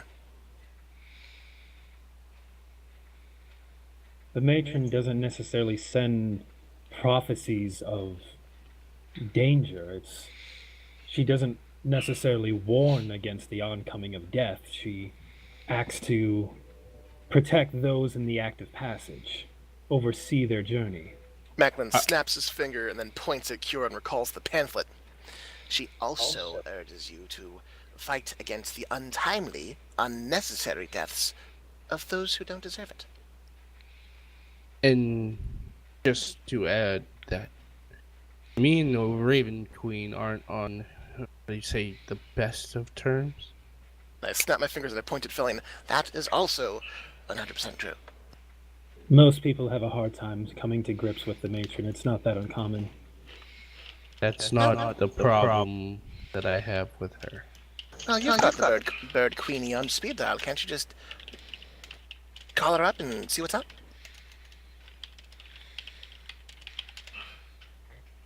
I picked Tell up me, Bird- Macklin, are you able to do that with your deity? What deity? He squints at him. Doesn't work that way, Macklin. Okay. Just everyone shut up for a second. So You want us to stop going to Craghammer to take on the giant thing to possibly go back to rescue two people who, yes, are very important, but would take us days upon days away from our intended target? I asked if we had a way to send a message. And I What told you no. I told you we would I have to said go there to send a nothing message. After that, don't assume anything. Calm But down. for the record, Ilya was Calm in down. command. She was overseeing something, a battle. She was wounded. She was not alone. That's that Heather, bracelet that Sorrow gave me. knowing Is that- these creatures, can I roll a survival check or history check? Doesn't really matter. Mhm. On creatures that fuck with your mind like this. Sure, roll me a survival or an arcana. 23. Okay. Whisper incoming. Forget and fucking type it in there. Oh, I just thought of something that Cure hasn't thought of yet. Don't you hate it when your character doesn't think of these things? Like, she missed the opportunity to perform this, so now I gotta wait for a different trigger. Gotcha. Yeah, no, Ice is, like, staring, like, okay, seriously, though. Like, this is... It's easy enough to make someone bleed and have blood on them. It's easy enough to make someone smell a scent and then take it away. It's easy enough to give someone the feeling that they're being watched. Those are very beginner spells. Completely easy to do. Nothing has happened to me outside of Macklin feeling watched and having told everyone apparently other than myself until now. Well, you were asleep. Well, thank you for letting me sleep. To be But still- fair, our dreams didn't come until after, how do you say, Macklin came back, and Ice has been asleep this entire time and has not had any of these foul dreams, so... Didn't happen until I came back. And as we understand it, there are tears in the fabric of planes. Could be that we're being accosted by something beyond the here and now, taking advantage of our fears. Do you want to roll me a religion check?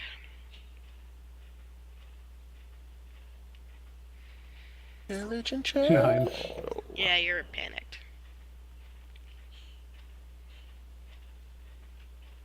Okay.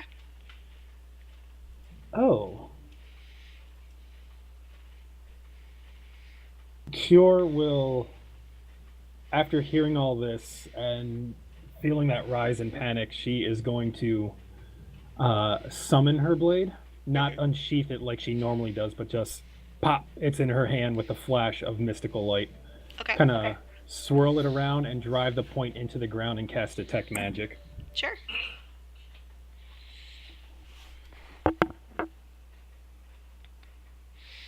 Yeah, I'm starting to put it all together.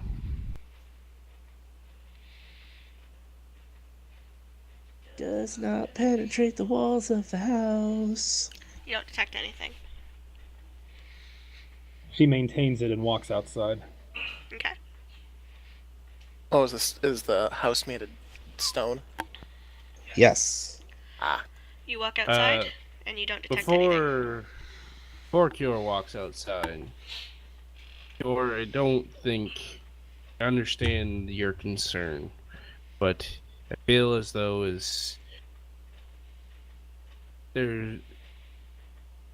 planes are collapsing almost. There's so many rifts being torn into our plane at this point that maybe our worlds are colliding together. Fellion, say this out loud. Yes, very much so. We are approaching Winter's Crest. Cure. Roll me another religion check with advantage. Actually, roll me a charisma check with advantage. Because that's your primary spellcasting. 17. Okay. Something about that rings true. And something about how the dream was presented without the Raven Queen present makes you feel like it wasn't on purpose. That makes all of her hackles rise. Need I remind you all that just days ago we were awakened by nightmares which signified the presence of some great evil nearby. Even if this wasn't a divine message, and I already admitted that the Raven Queen does not work this way, that does not mean we are not in danger. Cure. There is one thing that works this way. That you've witnessed before during meditation. This is the whispers and the way it kind of sounded, almost sounded like prayer.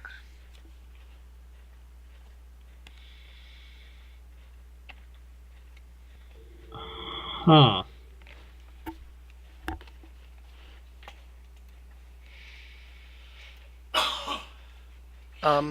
That bracelet that Sorrow left me, is that to communicate directly with her, or to ping at her? You can ping at her, yes.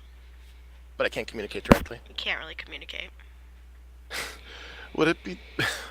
Does Thieves Can't have a Morse code variant? Just roll me a general luck check. Maybe it does, who knows? A luck check? Alright, so I'm gonna roll luck. That's just a straight d20. Yeah, just roll me a d20. That's a 7. No. Nope. No. No Morse code. Thieves' Cant is much too much of a finesse language to have anything like a Morse code. Got it.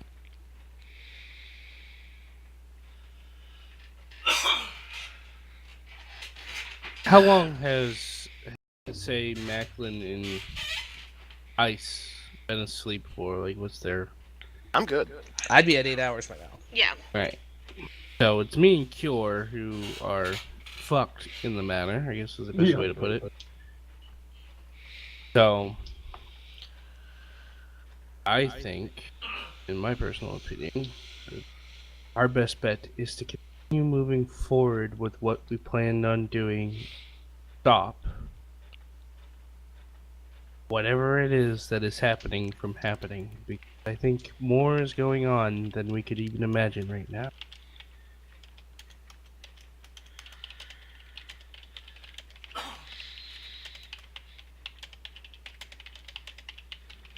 And what if we're wrong?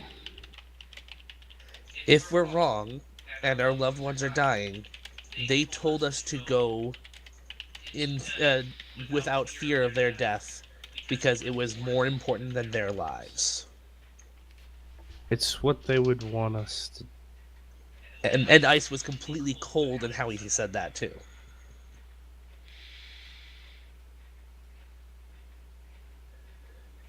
If you two haven't had sleep, I can give you a platform to sleep on in transit, so you can get the rest of your, at least another hour of sleep a few times as we push through. But if you are so concerned about what's going on, then perhaps we stop being careful in our travels and start tromping along like a war party instead. And I walk out the door. That would be a wise idea, but moving forward, I think, is the best.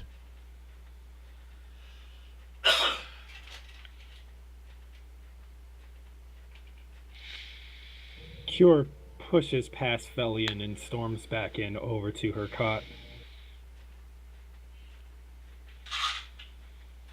Wherever she was sleeping, I'm not entirely sure. Hey, I'll have to Chosen's here. design one. Chosen's here? What? Oh, guys. I miss this cabin so much. It's... He just lives in the cabin. When it's desummoned, he goes with it. Get out of my house, guys. He would. He would? Keeping my eye on you. You live in a magical trailer!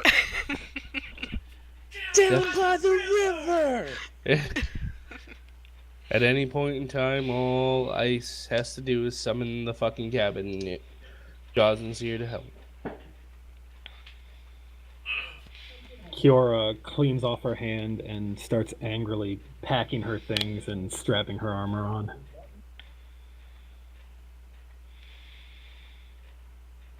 Macklin's going to see this, and he's going to approach Kiora and very quietly shuffle toward her side. All joking aside, I did mean what I meant earlier. If you are one of the chosen of the Raven Queen, I see no reason why she cannot confirm or deny passage or imminent passage of someone that close to you. As a Talon, you've earned that much.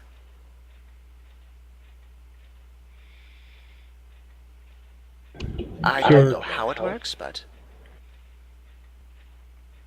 Barry, you might think upon that. Kiora kind of pauses and shakes her head just a little bit, not a flat denial.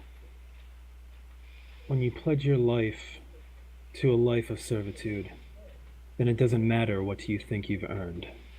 Everything you do is in service of something greater, and it is up to that power to determine when it wishes to reveal itself to you and what it wishes to reveal. Perhaps a communion is in order, but it is not as though we can simply pause longer than we already have. We'll need to sleep again. If not the Raven Queen herself, then maybe another one of her servants, someone on your level. I don't have any way to communicate with anyone. He just lifts his shoulders. Think about it. If something comes up, it comes up. If not, we carry on.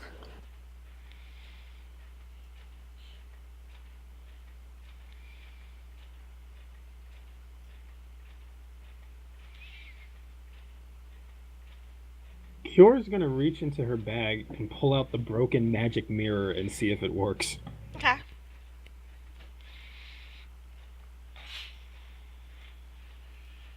I can't wait to see what picks up. What are you trying to do with it? How much are you willing to try on this?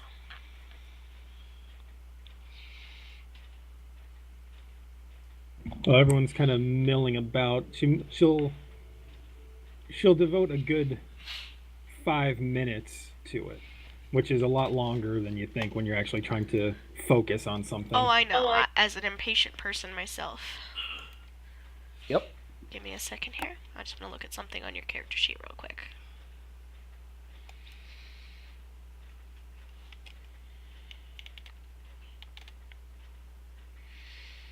I'm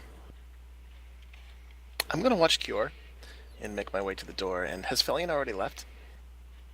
No, he's standing right in there. He's still right there. Okay. He's gonna shuffle his way past Felion. I'm gonna follow after Seamus, and pray he does not get himself into trouble without me far behind. You two can probably fit on the horse. It is a very large horse. Will you be able to track us if we get too far ahead? As long as you're not trying to hide your tracks. Mish, is your character sheet updated with all of your spell levels? I believe so. So 2 is the highest you have? Let me double check real quick, but I think I'm still at the 2 level for my warlock skills. Yeah, that's what I was not sure about. Multi-classing, man. Let me No, verify. warlocks don't good. get higher levels.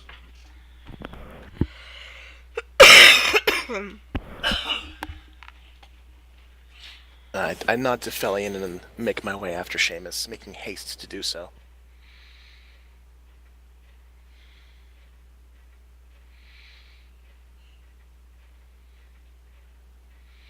Thelian is Oh, waiting for cure. my warlock spells are at 3rd level now. Okay. Oh, that's right, because I have counterspell now.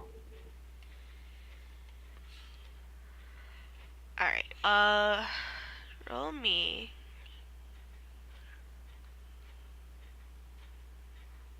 Roll me another charisma check. Okay. Unnatural 20. Unnatural 20. Okay, so you're holding the mirror and you're trying to focus, trying to pull up anything. Just anything. And you feel almost unbidden, almost without your permission, magic kind of seep from your hands into the mirror.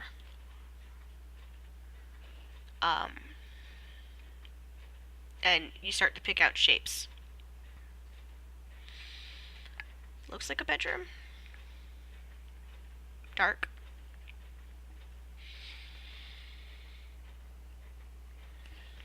I'm just kind of stunned that this is actually working. It cost you a level 2 spell slot.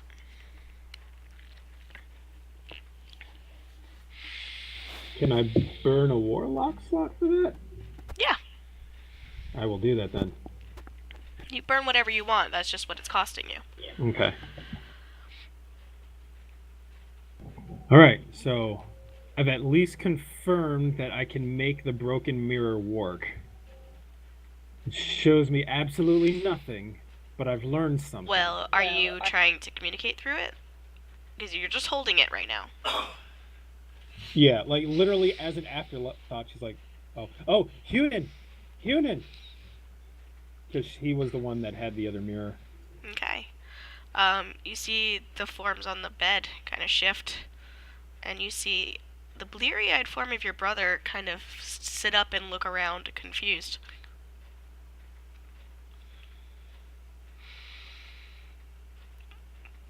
Hunan, it's Cure. Is everything okay? Yes or no? No. Perception check. Wait, what kind of check? Perception? Yeah, perception. 21. Okay. He is not wearing his armor. He is still in his cleric's robes. They are bloodstained. They are dirty. It looks like he fell into bed still with his boots on. Cure's face grows pale. Where are you even?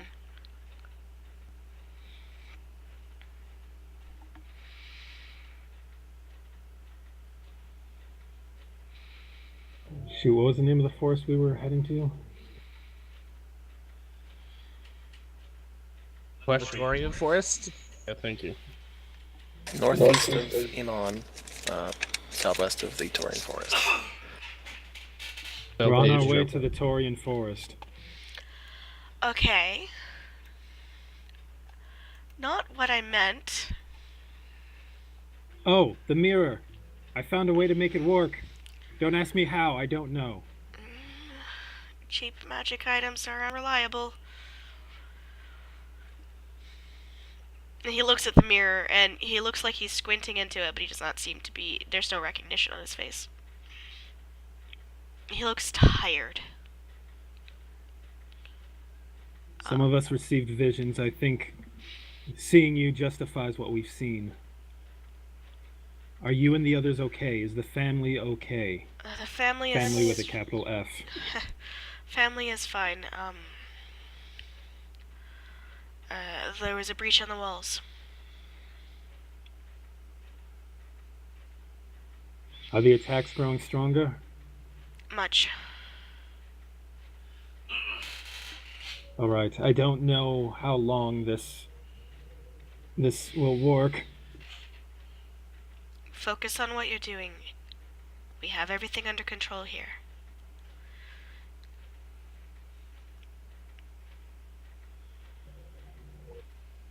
Do I can't. Or I'm trying to see if trying to remember what happened to the journal that Ilya and Cure shared. You gave it to Percy. It was Percy, wasn't it? Yep. Spy! Are you saying that out loud?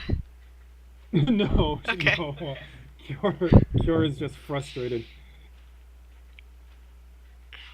Alright, you have mages there. If you can, see if you can have one of them send a message to one of us explaining what the situation is. We'll keep moving on our mission, but I'd like to know what is going on in Whitestone.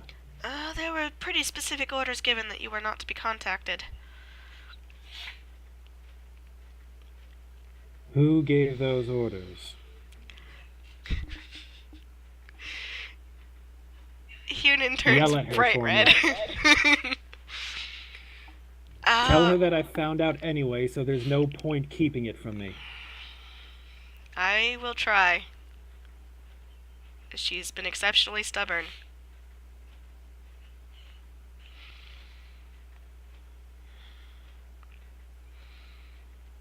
When you see her, remind her that there was something I needed to talk to her about when I got back.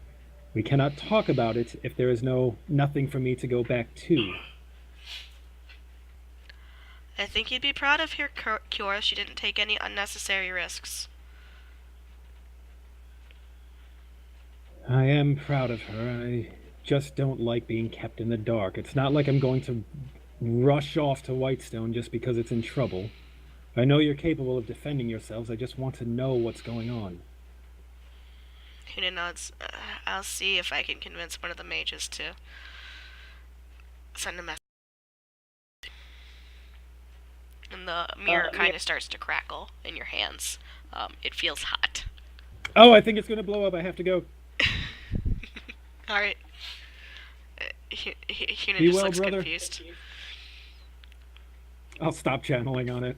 Yep. Does it blow up?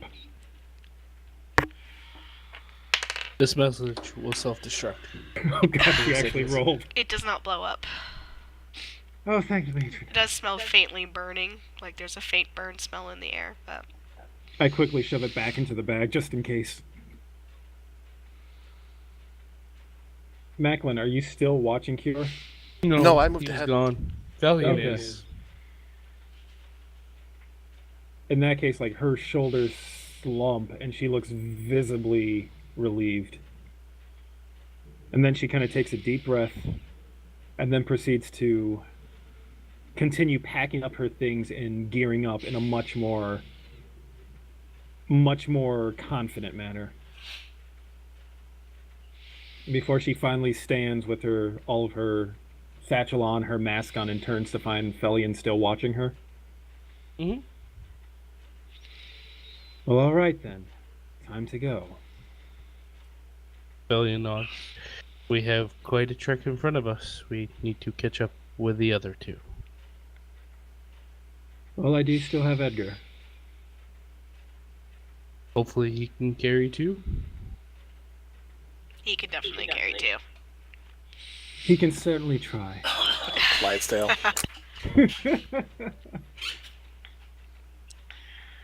Yeah, so at that point, Cure will leave the house and kind of whistle to Edgar to rouse him, and so they can get up and get going. Yeah, he stands. He was kind of just standing next to the door.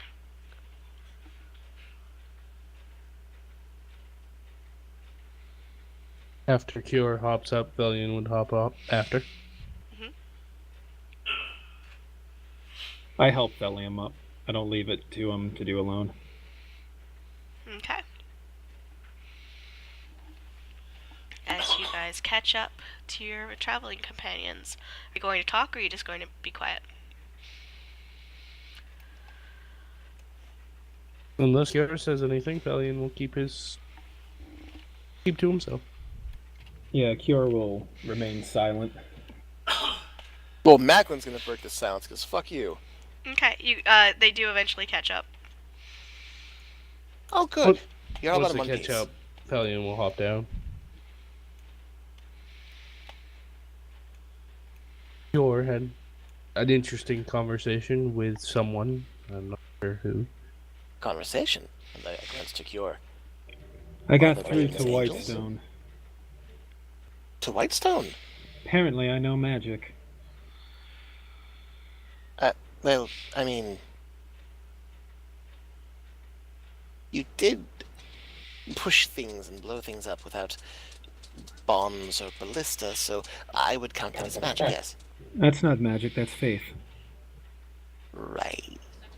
Bellion looks at Macklin. Do you not know the difference between the divine and our arcane? It's all magic to me. Fair enough. Kiora does kind of like consider that and shrug a little bit and like shake her head. There was an attack at Whitestone. They fended it off. They're all right. I All the told more them to reason keep to- us informed of what's going on. You can do that? With the amount of mages in that city, I'm sure someone can. Good point. All the more I reason for us to make haste. I turn around. You did what? I communicated with my brother. No. That last part that you just said. Keep us informed? What do you... We need all of our mages to be there, fresh-eyed, and we need you not distracted. We can't be getting interruption messages in the middle of what we're doing. Fine, I'll What- tell them what are not you to even let you thinking? know anything. I would love to know, but you know what's better than not knowing? Or better than knowing? Not knowing and having that as fuel to get shit done faster. Now you're always going to be waiting to hear a message back.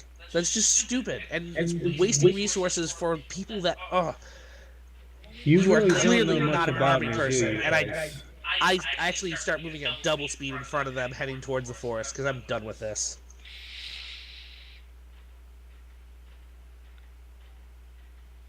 Cure shakes her head as she kind of digs her heels into Edgar. And everyone thinks I'm the crazy one. He has a lot of anger issues, doesn't he?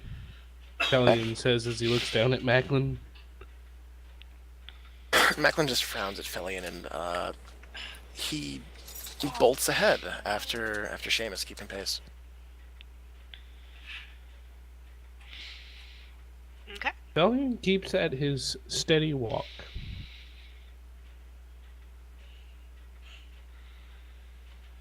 Roll another insight check against the bard. That's a 9. 9. You have been deceived.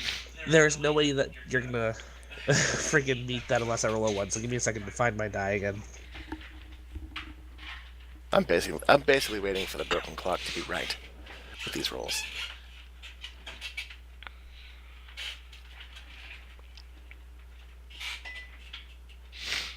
Actually, as Macklin starts, like, sprinting to catch up, Cure's gonna look to see if he's aiming to get ahead of them or just keep pace with them. Yeah, that's 16, by the way, so no. Alright. Alright then. Keep your secrets. So is Macklin trying to get ahead or just keep up? Macklin is trying to catch up with Seamus. And you do. You want to step next to him. He doesn't scout ahead, and he doesn't move aside, and he certainly doesn't follow behind Seamus. Instead, he walks beside the lad and glances up at him. Just sort of, while keeping pace, keeps his eyes on him. Is Ice still booking it? Oh yeah, Ice is booking it, and he has a friggin' not that Cure can see it, but because Macklin's right there, he does can have night see. vision. Yeah, I'm in an elf form still. I have, or actually, still my tiefling form. So I haven't dropped form, so I still have night vision.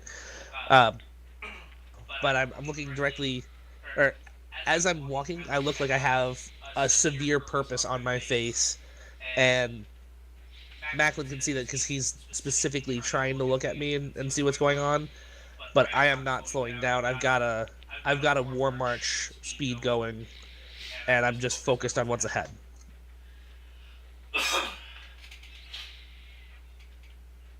Alright, so as we're jogging, it seems, Macklin eventually broaches the subject. What in the devil's gotten into you lately, Seamus? Everything. Certainly One something. second. 1 second, I have to get in the mood without getting loud. There's a baby sleeping next to me, so I can't be as effervescent. Just get low and gravelly. Stage yell. It's cure, it's everything. Every time I want to go fast, everyone wants to go slow. Every time I'm like, okay, fine, let's slow down a bit, everyone wants to go fast.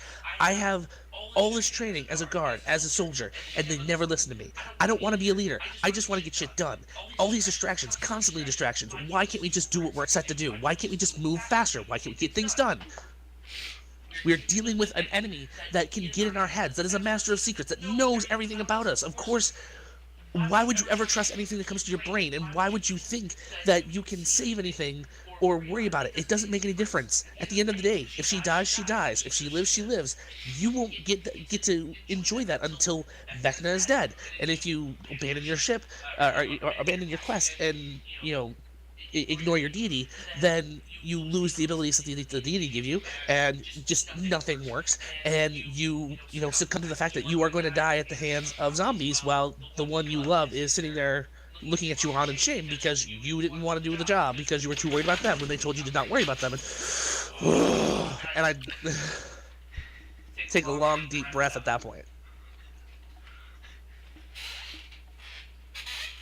You're compartmentalizing. But you're not wrong. If we slow down, we lose. But you can't be a machine. You're very much a living being. Part of being a living being is worrying. Oh, Can't no, don't get me wrong. I am worrying. I want to get this done as quickly as possible, and with a mind to doing it and ignoring what's going on in Whitestone. If I'm expecting a message at any time letting me know what's going on, letting me know that my loved one is dead, what is that going to do for me? It's going to break my soul.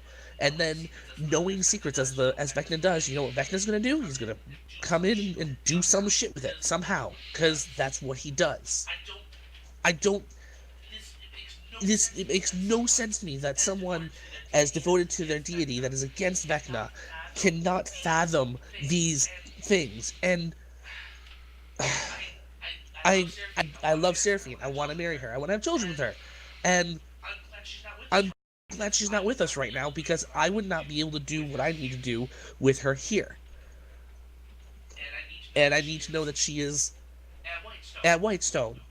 And in my head, she's still alive. In my mind, she's still protecting my mother. She's still protecting her daughter. She's still protecting Ilya. In my mind, everything is perfect. I don't have the faculties to stop and think about what's going on in Whitestone, because I do have the ability to take us back. Right now, I can stop 10 minutes, make a portal, go back home. But it does us no good. No good to keep an open line of communication, because we know where we need to go. We know what we need to do. There's no going back unless we're out of resources and we need to recuperate and find another path to some other location. All of the delays that we've had are delays. We're constantly getting slowed down, and this is a war that we've been losing for 15 years. And it's finally coming to a head. I mean, Western is gone. Vasselheim is gone. The main cities that were the jewels of the continent outside of Iman that had been ransacked, just no longer there. Everyone had to leave. And the more bodies that appear in Whitestone, because it's the last bastion of hope, the more bodies that are there, the more that the healers, the more that the wizards have to devote their energies to other things, the less they're able to protect the town with the barrier that they have, the less that the soldiers can actively protect the town from onslaughts coming from random shambling masses trying to find Whitestone. We're at a point here where soon the barriers are going to be gone. He's going to know exactly where Whitestone is, and that'll be the end. we don't have time for anything, and this is constantly in my mind, and nothing I say matters to anyone, and my experience doesn't matter to anyone.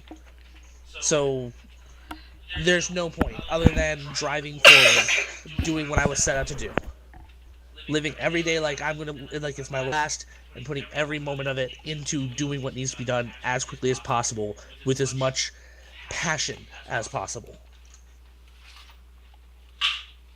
Fair points made.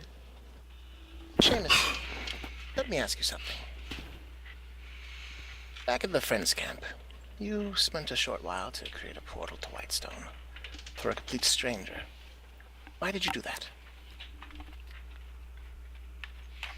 Because she is the half-sister of two people that I held in very high esteem.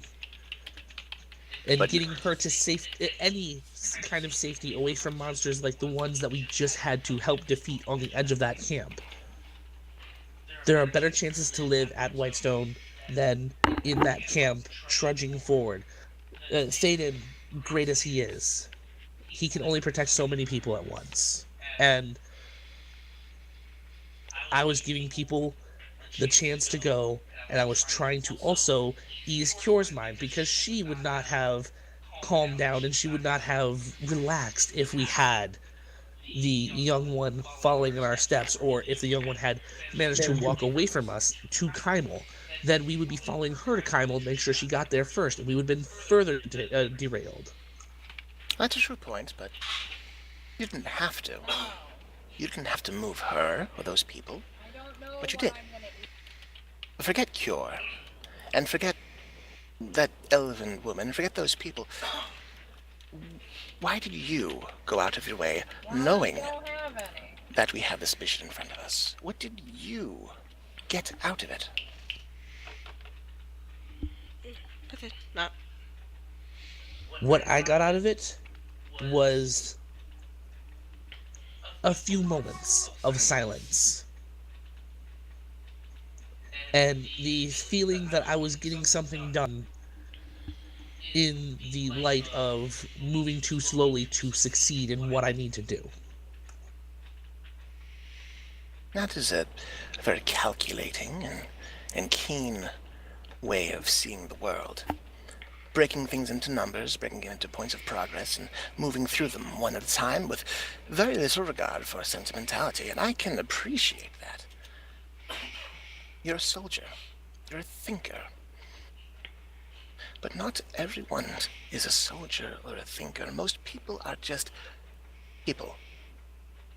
People go out of their way, not often to achieve something, to get a job done. Oftentimes they'll perform deeds or feats simply to put their minds at ease, or because what they do makes the world nicer and prettier. It reassures them. It's somewhat of a greedy and selfish thing to do, if you think about it, that you would take in a stray creature because you don't want to see it suffer. That type of reward is altruistic, yes, but those soldiers on the walls in Whitestone, of course they're doing the job to protect their town. Of course they're fighting Vecna for the sake of not letting in the next end of the world. But they also do it because they enjoy the life that they have. They enjoy the reassurance that the people they know are alive, that they're well. Not everyone can be driven by the threat of loss, and not everyone can function knowing, or rather not knowing, that they are at least safe. It works for you to move forward, to compartmentalize and push that aside. I understand that. That's what I do. But for dealing with people like, well, Kyor for certain, Felion I don't know for sure, but for dealing with people like this, at times it does help to have a slight semblance of sentimentality. As difficult and as time-consuming as it is, these people fight better knowing for certain whether or not the people they love live or die. It's the Yes. uncertainty that causes them to choke. Yes, but at the same time, when all that they love is destroyed and strewn at their feet. That's not what they're thinking of. No, but what if? What if Kyor's information, when she got her communication out, what if it was nothing good? What if it was all terrible? What driving force other than having to compartmentalize and focus on just doing what her deity has demanded of her? She has never done that once. All of the work that we've done with Kyor up to this point has always been fueled by the need to protect the ones she loved, as well as doing what she needs to do for her deity. It's never been just the deity. It's never just been, I need to get this done now. There's always been too much emotion wrapped up in it. I have all my emotion wrapped up in it, and I have my heart and soul put into a spot that says everything is fine. Because I defended that town day in, night out. Every breathing moment that I could, to make sure that the people that I saw as my family and my loved ones were protected. I have to keep that in mind every time I left for guard work.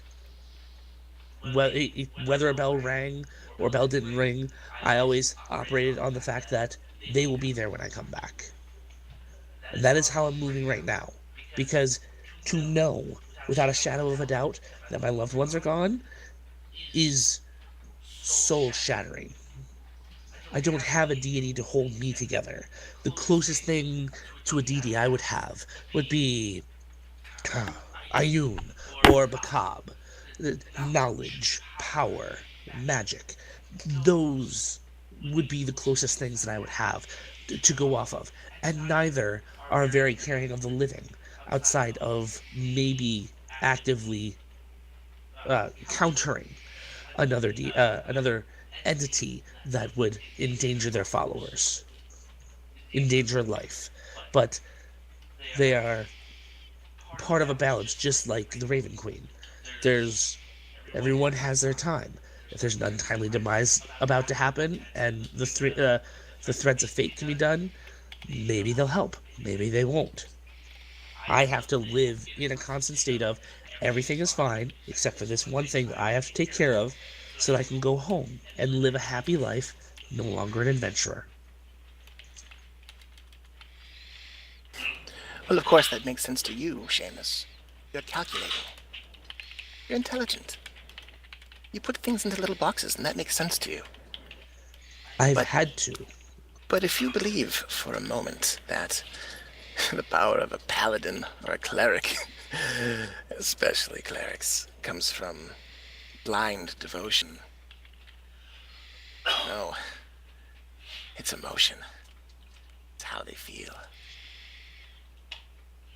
If everything were to be destroyed for Kyor, her life strewn about her feet, everything she loves, everything she cares for, you might collapse.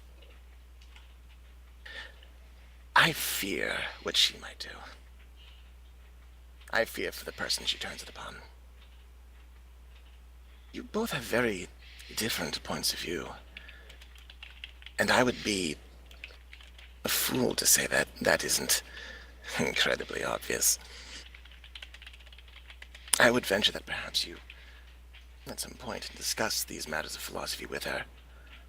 Maybe get to know each other a little better. Because as it stands, you don't see eye to eye. Perhaps if you find common ground, you both could work together to get us to Craghammer. Unless she can do what I do, no, we will never see eye to eye. And trying to talk to her in any way, shape, or form in the way that I know to talk to people doesn't work. I've tried. It is my own failing. I can't do it.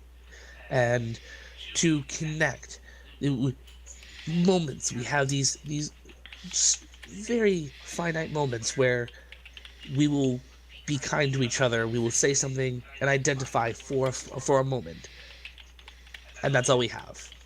We have those tiny fleeting moments to work with. The rest of it, our personalities clash too deeply. We are from two different places. Though she had been rescued, literally two different places, by the way. But I'm also not looking at what's going on in chat, so. No, Macklin just starts laughing. Oh, okay. Like you told a joke. He laughs, and the laughing kind of tapers off. And you see him reach with his pinky to his eye and pull from the corner of his eye and flick. I'm sorry. I'm terribly sorry. You reminded me of someone. I don't mean to...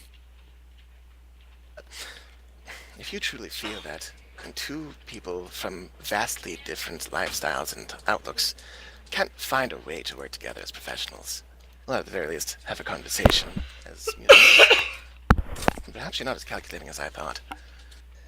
That said, you did seem frustrated that your words are not being given the same weight as everyone else's, and I feel for that. I'll try to be cognizant of that as we move forward. Don't bother. It is the main thing. If you do that, then people will notice that you are actively trying something. It's not, don't do it. Just don't. He reaches up and claps you on the back a little bit. Notice what? Me speaking up for a friend? Like I said, you're calculating. I can understand why you make the suggestions you make. And to an extent, I do agree.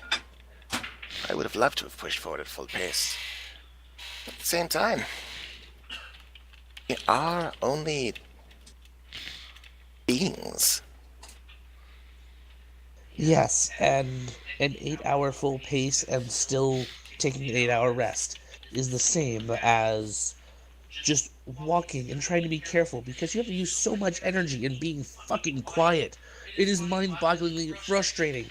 I would rather run headlong, see something in the distance, see me running, and know that I have, a few moments to prepare for a battle, because you have that sight. Constantly seeing in the back, walking, while you and Felian scouted ahead and then doubled back each time. You have been doing far more walking than any of us. You've been putting yourself to much higher exhaustion levels. It is the fact that you are doing that, having to get ahead of us and then come back, you might as well be moving at full march the whole time anyways. It literally makes no sense for us to move any slower than the pace that we need to make if we're only walking for 8 hours. There's, as you said, I calculate. I can make it further in a day using that massive walking, massive march, and still get my full rest in, and still do that march again right after I wake up. That is what the training is for being a guard. And I would assume that someone from the Slayer's take might have had some training in endurance based on the fact that they had to go into the wilds and track things down and possibly not return for days, and might have to try and keep up with said beings. I don't know exactly what they do, other than they get some sort of, They hunt. little paper, and they go and get something. But I recall from stories that it's never something as simple as, oh, hey, there's this little flower over here, please get it.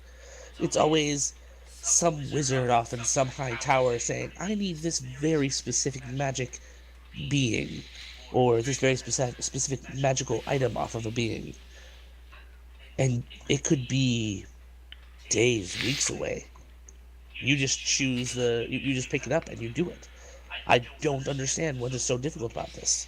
I could understand for you being a nimble yet smaller creature. It is harder to keep up with our longer legs. I see you push for it, and it's wonderful. And that's not even meant in any way to be derogatory. It is a simple statement of facts. It's, I have the training to do it. Tor should have the training to do it. Thelian, for fuck's sake, does.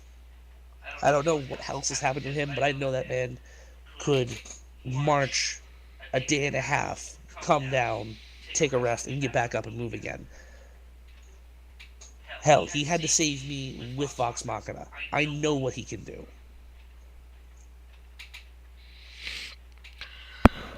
Captain rubs his nose a little bit and nods and doesn't quite pay mind to the short comment. To the short stuff, yeah. He nods along with that and mulls it over. Well, something Felly and I noticed while we were traveling is that there doesn't seem to be much of anything out here. So if you want to book it, we can book it. That is what we're doing right now. I refuse to walk slowly at this point because there is no point in delaying our arrival at Craghammer. It is not like we are going to gain some sudden inspiration or power unless we have to fight our entire way into the opening of that mine. And once we're there, we're going to have to fight. If we're fighting all the way there, we are also fighting our way deep into it to find wherever this battery is held, to destroy it and harm Vecna even deeper. Assuming it harms him. Oh, it does. Each battery powers what he can do. And keeping it in a separate area and having beings protected, and I guess they're helping absorb magics into them, it does good for him. But the fact that we have already destroyed as many as we have, and he has had to move an entire building that happened to have one to a new location, he's afraid.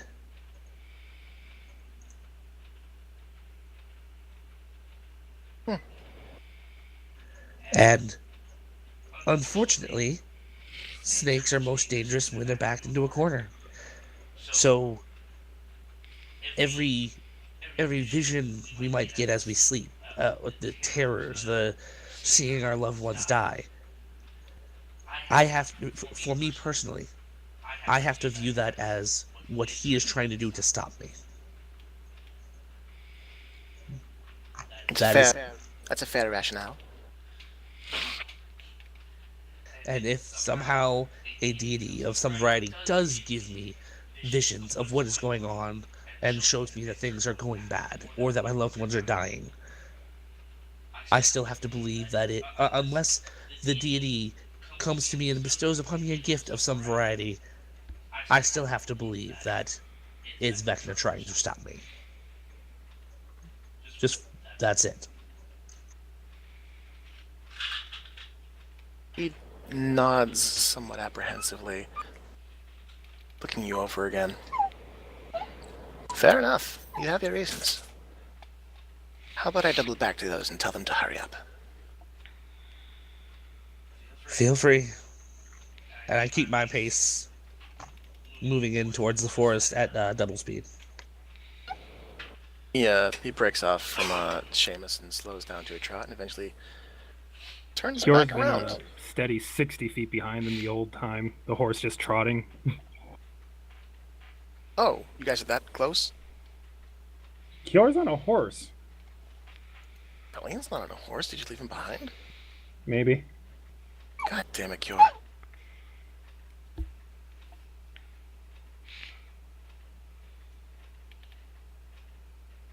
I'm pretty sure you did not leave him behind. Valiant's got a long stride and can keep up. Alrighty. How fast can the horse move? It depends. What kind of horse are you riding? Niche, is it a draft horse, a riding horse, or a war horse? It's a war horse. 60 feet. Oh, it's a draft horse. A draft horse has a 40-foot movement. Yeah, I thought you made it a Clydesdale. It's a destrier. A what? Destrier. What is it? Whatever. Macklin makes his way toward the others and flags them over. Anyway, that horse can move faster. He says that to Cure, and Cure just looks down at him. He's moving at a canter. Of course I can make him go faster. He nods a little bit. Seamus brought up some interesting points which correlate with Philly and I's observation earlier that there's next to nothing out here. We're close enough to the woods that if we book it, I can get us there and get us hidden. Maybe by day's end.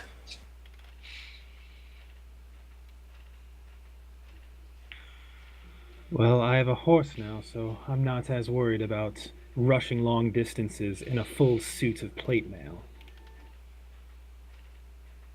So yes, I'd be happy to move faster.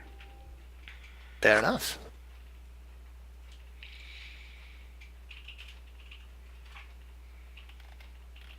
I go with the group, so it's your choice. Macklin moves forward and pauses a little bit and glances back to Cure. Incidentally,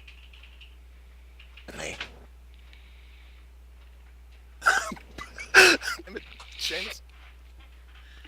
Says someone who's not even capable of wearing plate. I'm actually wearing half plate, thank you very much. Whoa! Excuse me. Keep it in character, please. Incidentally, I have a feeling that everything is as it should be. Macklin closes one eye to wink and touches the side of his nose. Are you having a stroke? I hate working with the clergy. And he moves ahead.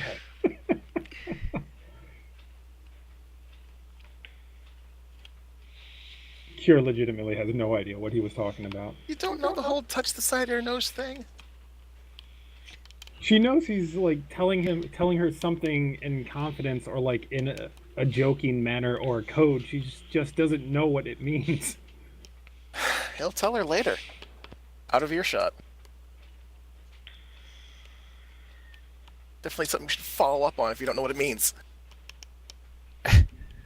She probably will. Good. Unless something takes her attention.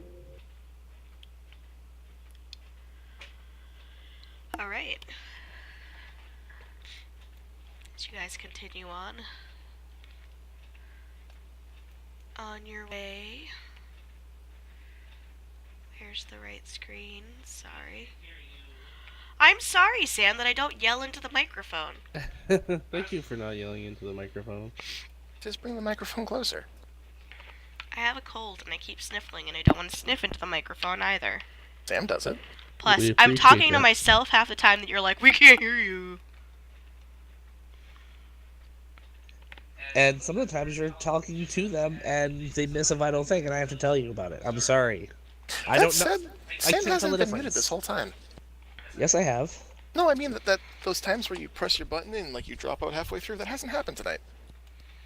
No, because my hold on the mouse is so tight because of the cold. Oh, cool. All right, well, get colds more often. Well, I mean, it's a little annoying because I currently have a divot in my finger. So, Alright. Anywho, So, lunchtime rolls around. You guys stop, get a breath, get some water, get some lunch.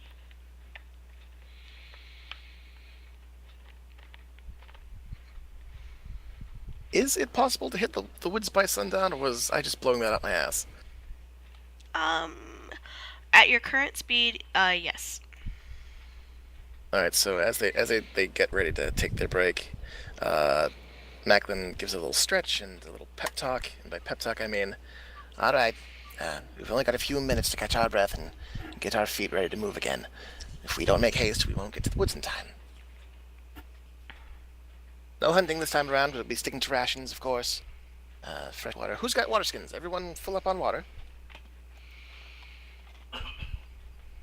Cure looks oddly at Macklin as she pulls out some jerky from her satchel and begins chewing on it. Elian just shakes his head, starts drinking, which he does look a little worse for wear, but okay. I glance Fillion over and give him a once-over, knowing what he's capable of. After seeing him fight the other night, he's all right. I snap my finger and point at Kioran. Dried jerky does not hydration make. I reach into a satchel and pull out a canteen that seems to be radiating a thin sheen of mist. I take a swig and put it back in. Alright, so after he sits down and has something to sustain himself, double check the laces on his boots, double check his cloak and whatnot, and unless someone does something else for the next half hour, he's gonna start scouting ahead again. Right Or rather- before he sets out, Kior actually asks, "Are you all right, Macklin?" I much prefer not to be out in the plains. Despite there being nothing out here, we're still exposed. Once we get in thicket, that's where I'm more at home. We are, but we can also see anything coming at us from miles away. True as that might be, anyone looking from overhead will also see us.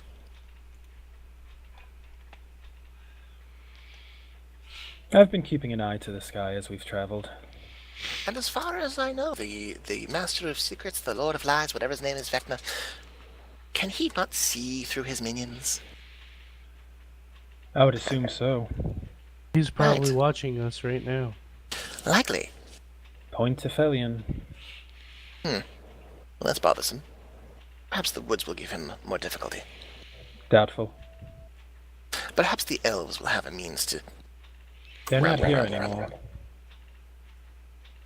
In the Taurian forest? Well, like we heard back in the Friends camp, Singon has run away. I'm not talking about Singor, my friend. I'm talking about the wild elves, with their strange magic and their strange customs. There's a reason they haven't been driven out of the woods. Are there any left in the woods to drive out? That's a good question. We should find out tonight. Kior just shrugs.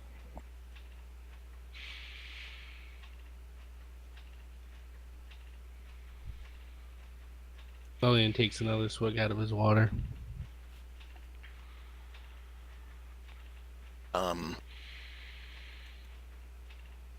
At that point, Macklin does make his way toward Cure, and, is she just hanging out or getting ready?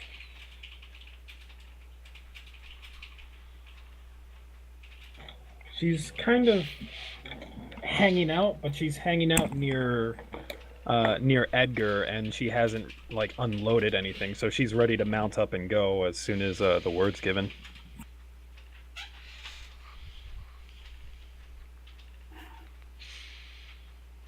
All right. Macklin makes his way toward Cure, and wait, I'm sorry. What did you say you were doing? You're with Edgar with the horse.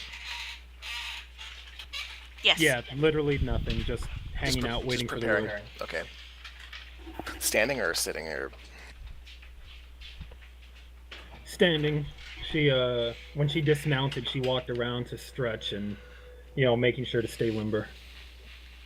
all right. So he's gonna make his way over to Cure and give her a little tap on the side of her armor, and quick sleight of hand check. Kior watched him approach incidentally. Cure, hold on. Let me double check that buckle real quick. 23 sleight of hand to appear as though he's adjusting her armor. Yeah. At which point he quietly speaks up and turns to the side slightly so that he can't be observed. Things back home are just fine. Our good cleric friend with the salt and pepper hair and the former blindness, he says that things are doing well. Well enough. Under control. I don't know why. When did you hear from him? Back when I was speaking with Seamus, I'm not sure why he chose to send the message my way. I can Perhaps- imagine a few reasons. Be that as it may. Just allowing you to know that. It seems you and Seamus deal with the onset of grief and worry and what have you in very different ways. I would urge that perhaps, should you have a chance, try talking with the man. Not so much feeling opinions of one another, but try to find some kind of even footing. You two are from vastly different worlds, but you have so much in common. It's like painting with the same color, but the oil and acrylic don't mix and makes a gobbledygook of chunky. That's a bad analogy. Macklin, I understand what you're trying to say, but there's only so much you can say to someone who refuses to listen. And I do not say that to presume that he is one thing or another. My opinion is based solely on how he's been acting. You even have that in common. I know. And he just smiles, exasperated, having received the same fucking answer from Cure that he got from Seamus. Macklin, I have tried in the past to make overtures. Yes, I know I haven't always been accommodating of him, and beings far greater than you have put me in my place in regards to that. And she gives him a very direct look. It's about accommodation, Cure. It's about understanding. I've tried to offer that as well. But tell me, Macklin, in your conversation with him, how often did he presume to know something about me? About the way I think or feel or act? Not as often as you to him. If you think I presume that, then you haven't been listening closely to me at all. I'm sorry. Sounds like a metagaming pigeon is throwing up. Sounds like I need to be listening to music. Someone let me know when I'm ready. Oh boy. Macklin shakes his head a little bit. I've tried to hash things out over drinks. I don't even know if they actually got that far. No, they didn't. I've made the overture to talk things out over drinks. I've admitted his imaginative thinking in the fire plane. When... Granted, I am not the most perceptive of individuals, but I know how you and Felion and everyone else... I know what you think when you look at us, when you hear us. The moment we have any disagreement, you simply chalk it up to the two of us butting heads without taking time to actually listen. The same could be said of us, I understand, but I'm willing to listen and I'm willing to talk. But he doesn't want to give me or anyone else the opportunity to. How often has he said something and stormed away? How often has he given orders without listening to what anyone else has to say?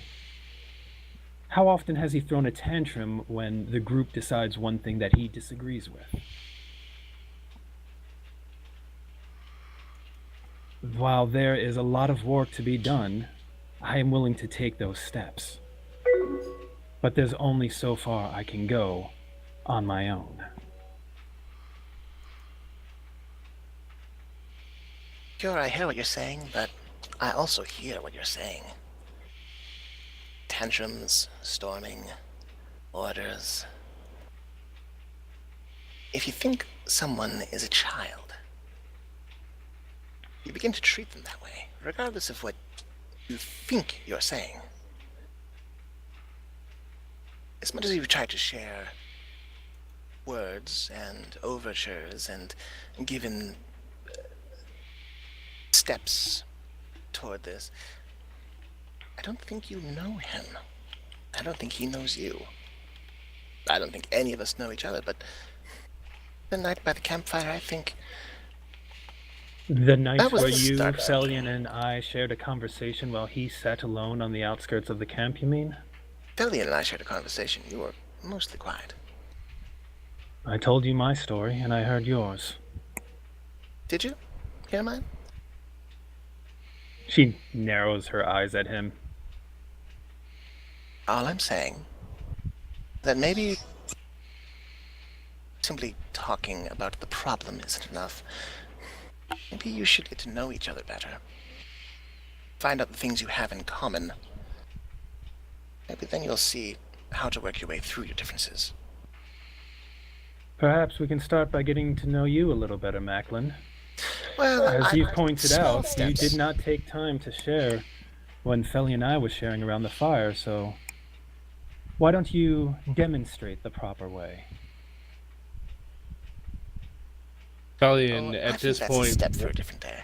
walks up to the two of them. You've been adjusting that armor now for quite a long time. Oh, wouldn't you know? There's just this awful little kink in this buckle, and I can't quite get this little strap. If she went out Macklin to was battle actually about to tell me about what brought him to this line of work that he's been involved in. No offense, but isn't that a conversation we can have as we move forward? perhaps at You're the right. campfire. Perhaps at the campfire tonight. You're absolutely right. He flashes Cure grin, and then moves along. I think I got that buckle in place just fine now. Well-placed arrow would have knocked your whole set off. Good thing I caught that. I appreciate your care. And she pulls herself back up into the saddle. He nods and moves ahead, clapping his hands a little bit. Well, I think it's high time we moved. I've been here, taking a break, seems like all day.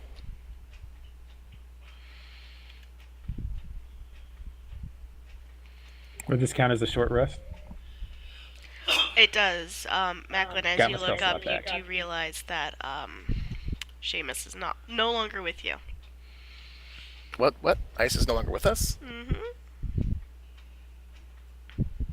Oh, for Pete's sake. So, Macklin bolts ahead in the direction that he thinks that Seamus went. I Right think our as soldier Macklin friend is moves, marching on. right as Macklin moves to leave, and Cure notices the same thing. You know, you're right, Macklin. I wonder whatever gave me the idea to treat him the way I do. Cure, you are an arse. And he moves ahead. Bellion just looks between the two of them. Sees that Seamus is gone, and he just shakes his head and keeps walking.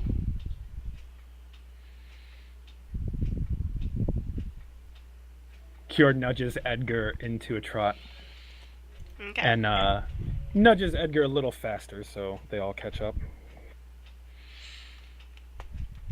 I assume you just kept walking forward. Yep. Okay. We don't even get a perception check for that shit? Come on. They were distracted. Passive.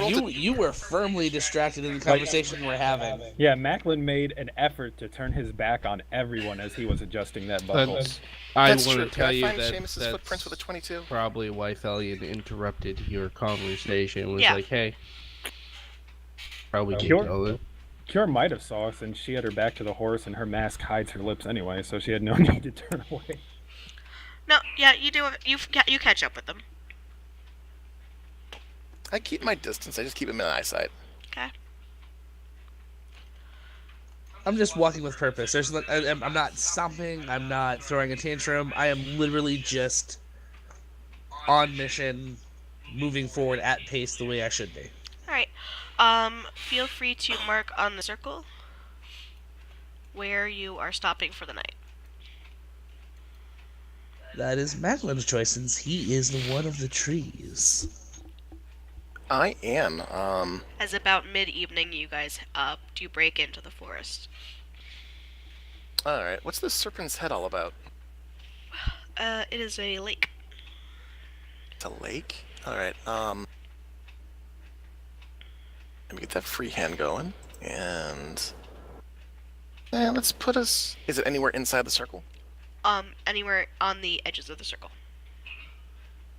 I would put us there, Okay. right in the middle of it. See if I can't find an area that's a clearing. So you can find a small clearing. Okay. Roll me a survival check. All right. I'm in the woods. You are in the woods. That's 24. You find a beautiful clearing that's perfect for a camp. Oh, this'll do. Once he points it out, I immediately work on the Song of the Hearth to enchant the house or the cottage into existence. And then... Does it destroy the trees? No, No. it's in the clearing. Is the clearing And- big enough? Yeah. You found Okay. it. That's what you were looking for. That makes more sense.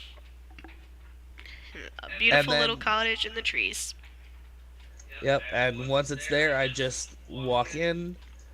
I actually undo my my bedroll and I toss it on my bed again. And then I snap my fingers and one of the writing implements on the desk comes over to my hand. And then I just reach into my bag to find like a piece of parchment that I've been doodling on, and I go to the writing desk and just doodle to waste time for a moment to distract myself. Okay. Gather some wood for the fireplace. Sure. Gather some wood for the fireplace. Stallion finds a cot and goes to sleep. Yep. Kira sits near the fireplace and doffs her armor. When she Oh. hears Macklin returning, she's going to help him with the firewood. Macklin, roll me a perception check.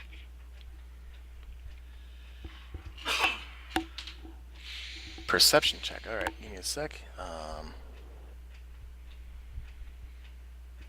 The 26. Okay.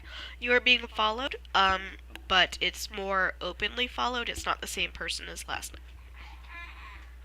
Openly followed, like I can hear footsteps. They're obviously clocking you, but they're keeping their distance.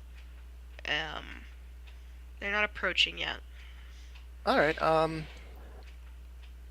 gonna take some dips and turns and twists in the forest to try to catch them off guard. Okay. 29. Okay.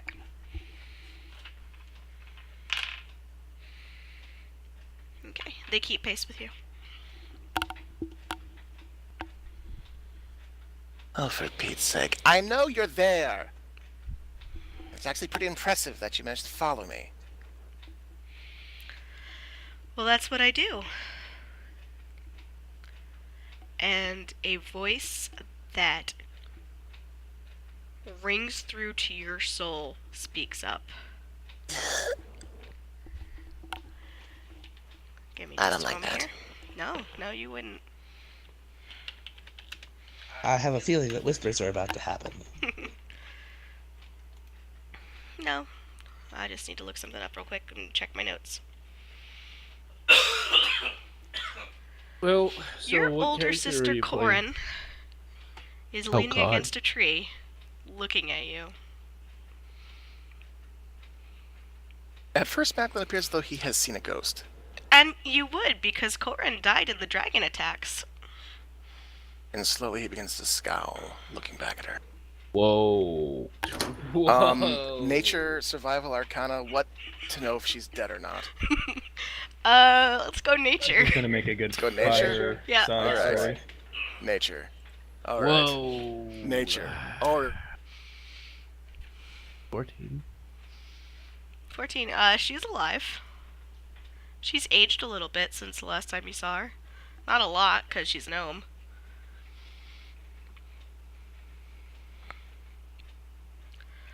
Now I have to wonder what an Omira is doing in these woods.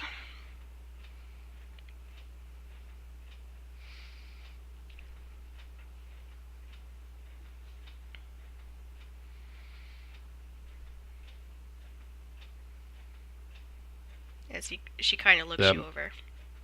That's Macklin's response is total silence. I have a feeling he disconnected. God, that would be unfortunate timing, wouldn't it? Mm-hmm.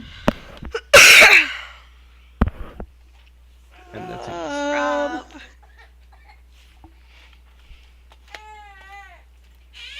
No.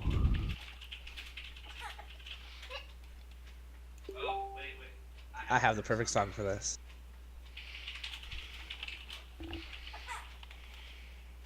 Yep, he's disconnected. He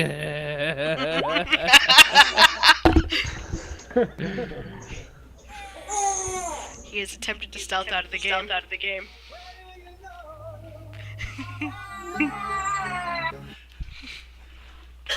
Sam. The Test- baby's just test like, one, no. two. Hello. Hello. Hello, hi, sorry. For some reason, it just... I didn't disconnect, but it stopped detecting my microphone. Mhm. It would show that I was broadcasting, it would turn blue, but it wouldn't... I don't know. It happened. So Macklin scowls and squints, and he responds to her in kind, rather quick and quippish, despite the long pause. The only job worth doing these days. Though I have to beg the same question to you.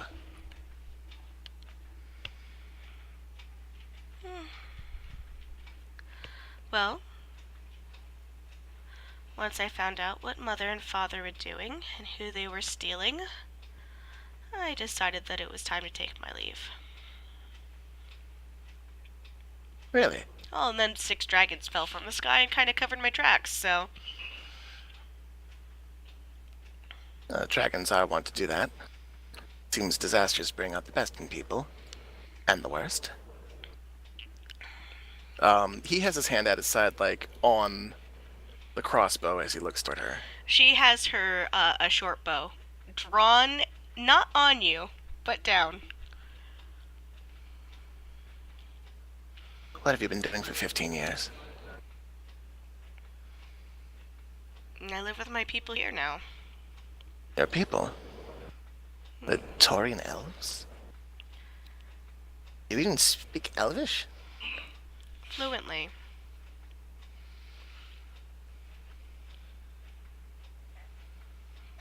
Do you mean to tell me that once the dragons fell, you bolted before the dragons fell, came to the woods and joined a group of woodland... Well, I suppose it's not that far-fetched. Roll insight. Yeah. Roll insight as fuck. It's a 12. I'm using luck. Ah, son of a bitch. She's hard to read. She looks pretty pissed that you're here, though. I mean, She at does least you not, get to pick obviously the does bow. not trust you, considering she has got her bow ready, strung, and... The Jasmine out in the field, was that you? No, I don't. What? Jasmine doesn't grow here. No, but you're an Omera. I gave up that name a long time ago. His brows raise a little bit. Yeah. His scowl seems to slowly...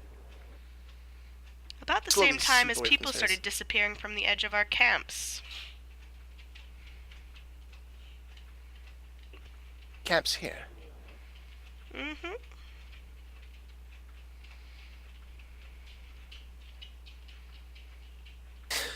He seems to be thinking, calculating, taking her words with a grain of salt, but also pondering.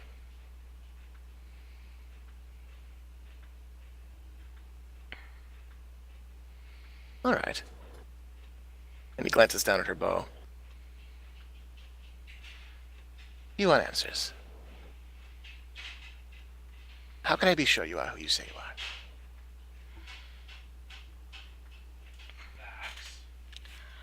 Well, Did I? our brother... Let's pick one, shall we? I gotta look up a name. Damn it. Oh God. I shouldn't have made it 12 people, should I? Our brother Jax wet the bed until he was 14. and a half, but I'll give it to you. Back so done. Come here. That was actually fairly well guarded secret. Okay. You know what you know. He moves forward. Eyes on her. Takes his hand away from his crossbow, and folds them, moving a little closer. She lets go of. She doesn't shoot the arrow, but she does loosen her bowstring and puts the arrow back in her quiver. I understand why you would want to drop the family name. There's been more than a handful of occasions where I've considered it myself.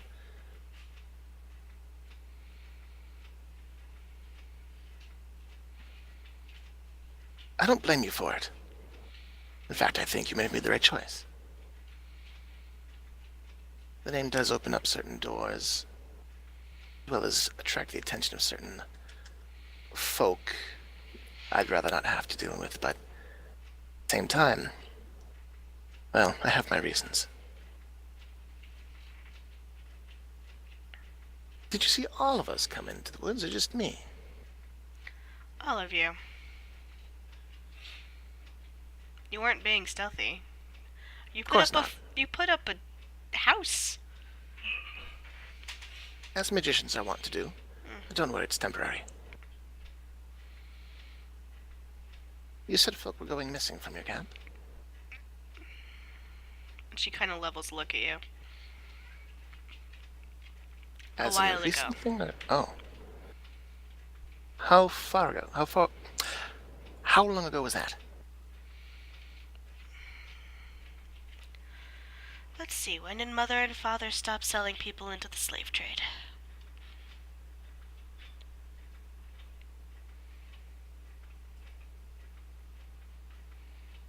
His face hardens a little bit, his lips purses, and he seems to grind his teeth a little bit. But he doesn't make any overt actions toward her. He does get a little bit closer. Only enough to get a better look at her. Oh. I can't say I'm displeased to see you're still around. And the fact that you've taken up a life like this is, well, I wouldn't say heartwarming, but definitely proves that there are still some of us with moral fiber in the clan. That said, you want to know what I'm doing here. I do. Roll a persuasion check. Persuasion? It's an 8. She does not seem to buy that what you're selling. Okay. Well, he hasn't sold much, just offered to tell her what. Okay. Implied moral fiber. Oh, that bitch! I'll kill her.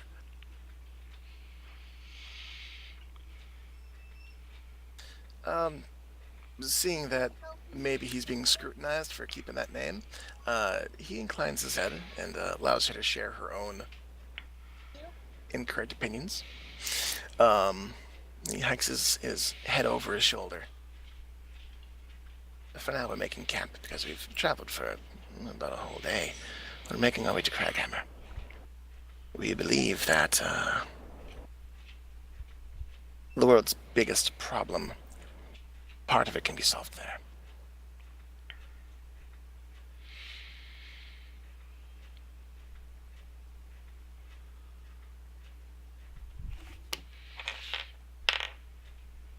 She nods a little. Alright. As far as I know, the Taurian elves, those would be your people, are suspicious of outsiders, understandably so, especially considering that some have gone missing. I know nothing of that. I left because of that. No, what mother and father were doing. I don't have a very high regard for those who indulge, participate in that particular trade. That said, I can't fathom that you would let your people not know the fact that we're here. So, Oh, they We're know in you're your woods. here. That's why they sent me. okay. To what end? She kind of shrugs. If I'm still considered an outsider. And outsiders talk to outsiders. Then make a quick perception check. Let's see if anyone else is watching us. Mhm. It's a 24. How far out are they? I mean, you could go looking for them. They're not like... probably like 90 feet. 24... You do kind of catch a little bit of movement in the trees, but could be birds, could be elves, you're not sure. Right, I'd be a fool to assume that we haven't been surrounded already. If your folk would like to talk, or willing to talk, we intend to camp for the night and seek them out. Taking refuge in the woods because, simply put, there's more cover. And we believed our intentions, good as they were, would give us a bit of leeway for this transgression. Okay. Yeah, so Cure probably would be coming out at about this time.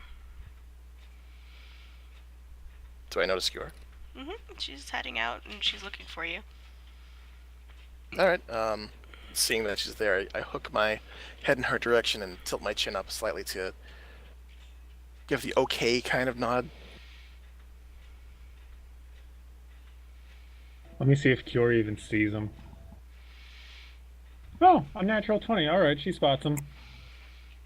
And you see Macklin and a middle-aged gnomish woman dressed in leathers, serviceable, and wooded colors.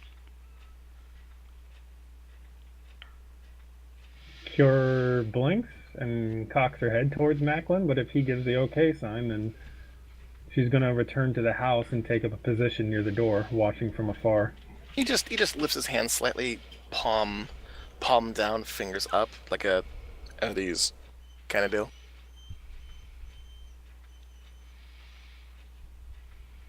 Well, how about we have dinner at your place then? I don't think I can fit all of you. Just me. I think that can be an amicable arrangement. Perfect. I'll bring Rabbit.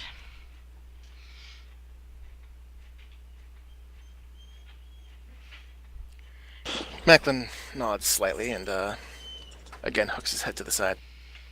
Let me tell my party just what's going on before you come on in.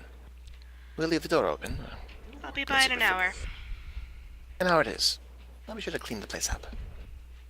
And she kind of steps back and... oh shit. So, disappears into the woods. Oh my god. And Macklin picks up his bundles of wood and makes his way back toward the cabin very carefully. What was her name again? Corin. Corin? Yep. Corin O'Meara. Yeah, it's got a good ring to it. Cure is She's watching one him of the approach. first three. So, one of the eldest? Mm-hmm. Ooh, okay.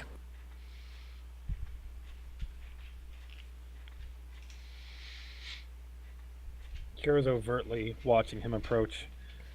And then when he's like, I don't know, 30 feet away, she'll go forward and move to take the firewood from him. Thank you. I don't think I could have carried that the entire way. Let's head inside. I have things to discuss. Perhaps we should wake up Felion. So it's to be an interesting fireside chat then. Oh, more interesting than the one I had planned. And on that note, we're gonna end it for tonight. All right. Sorry for pushing it late, guys. I had a That's spot okay. that I wanted to get to. Ooh, That's this perfectly fine. this is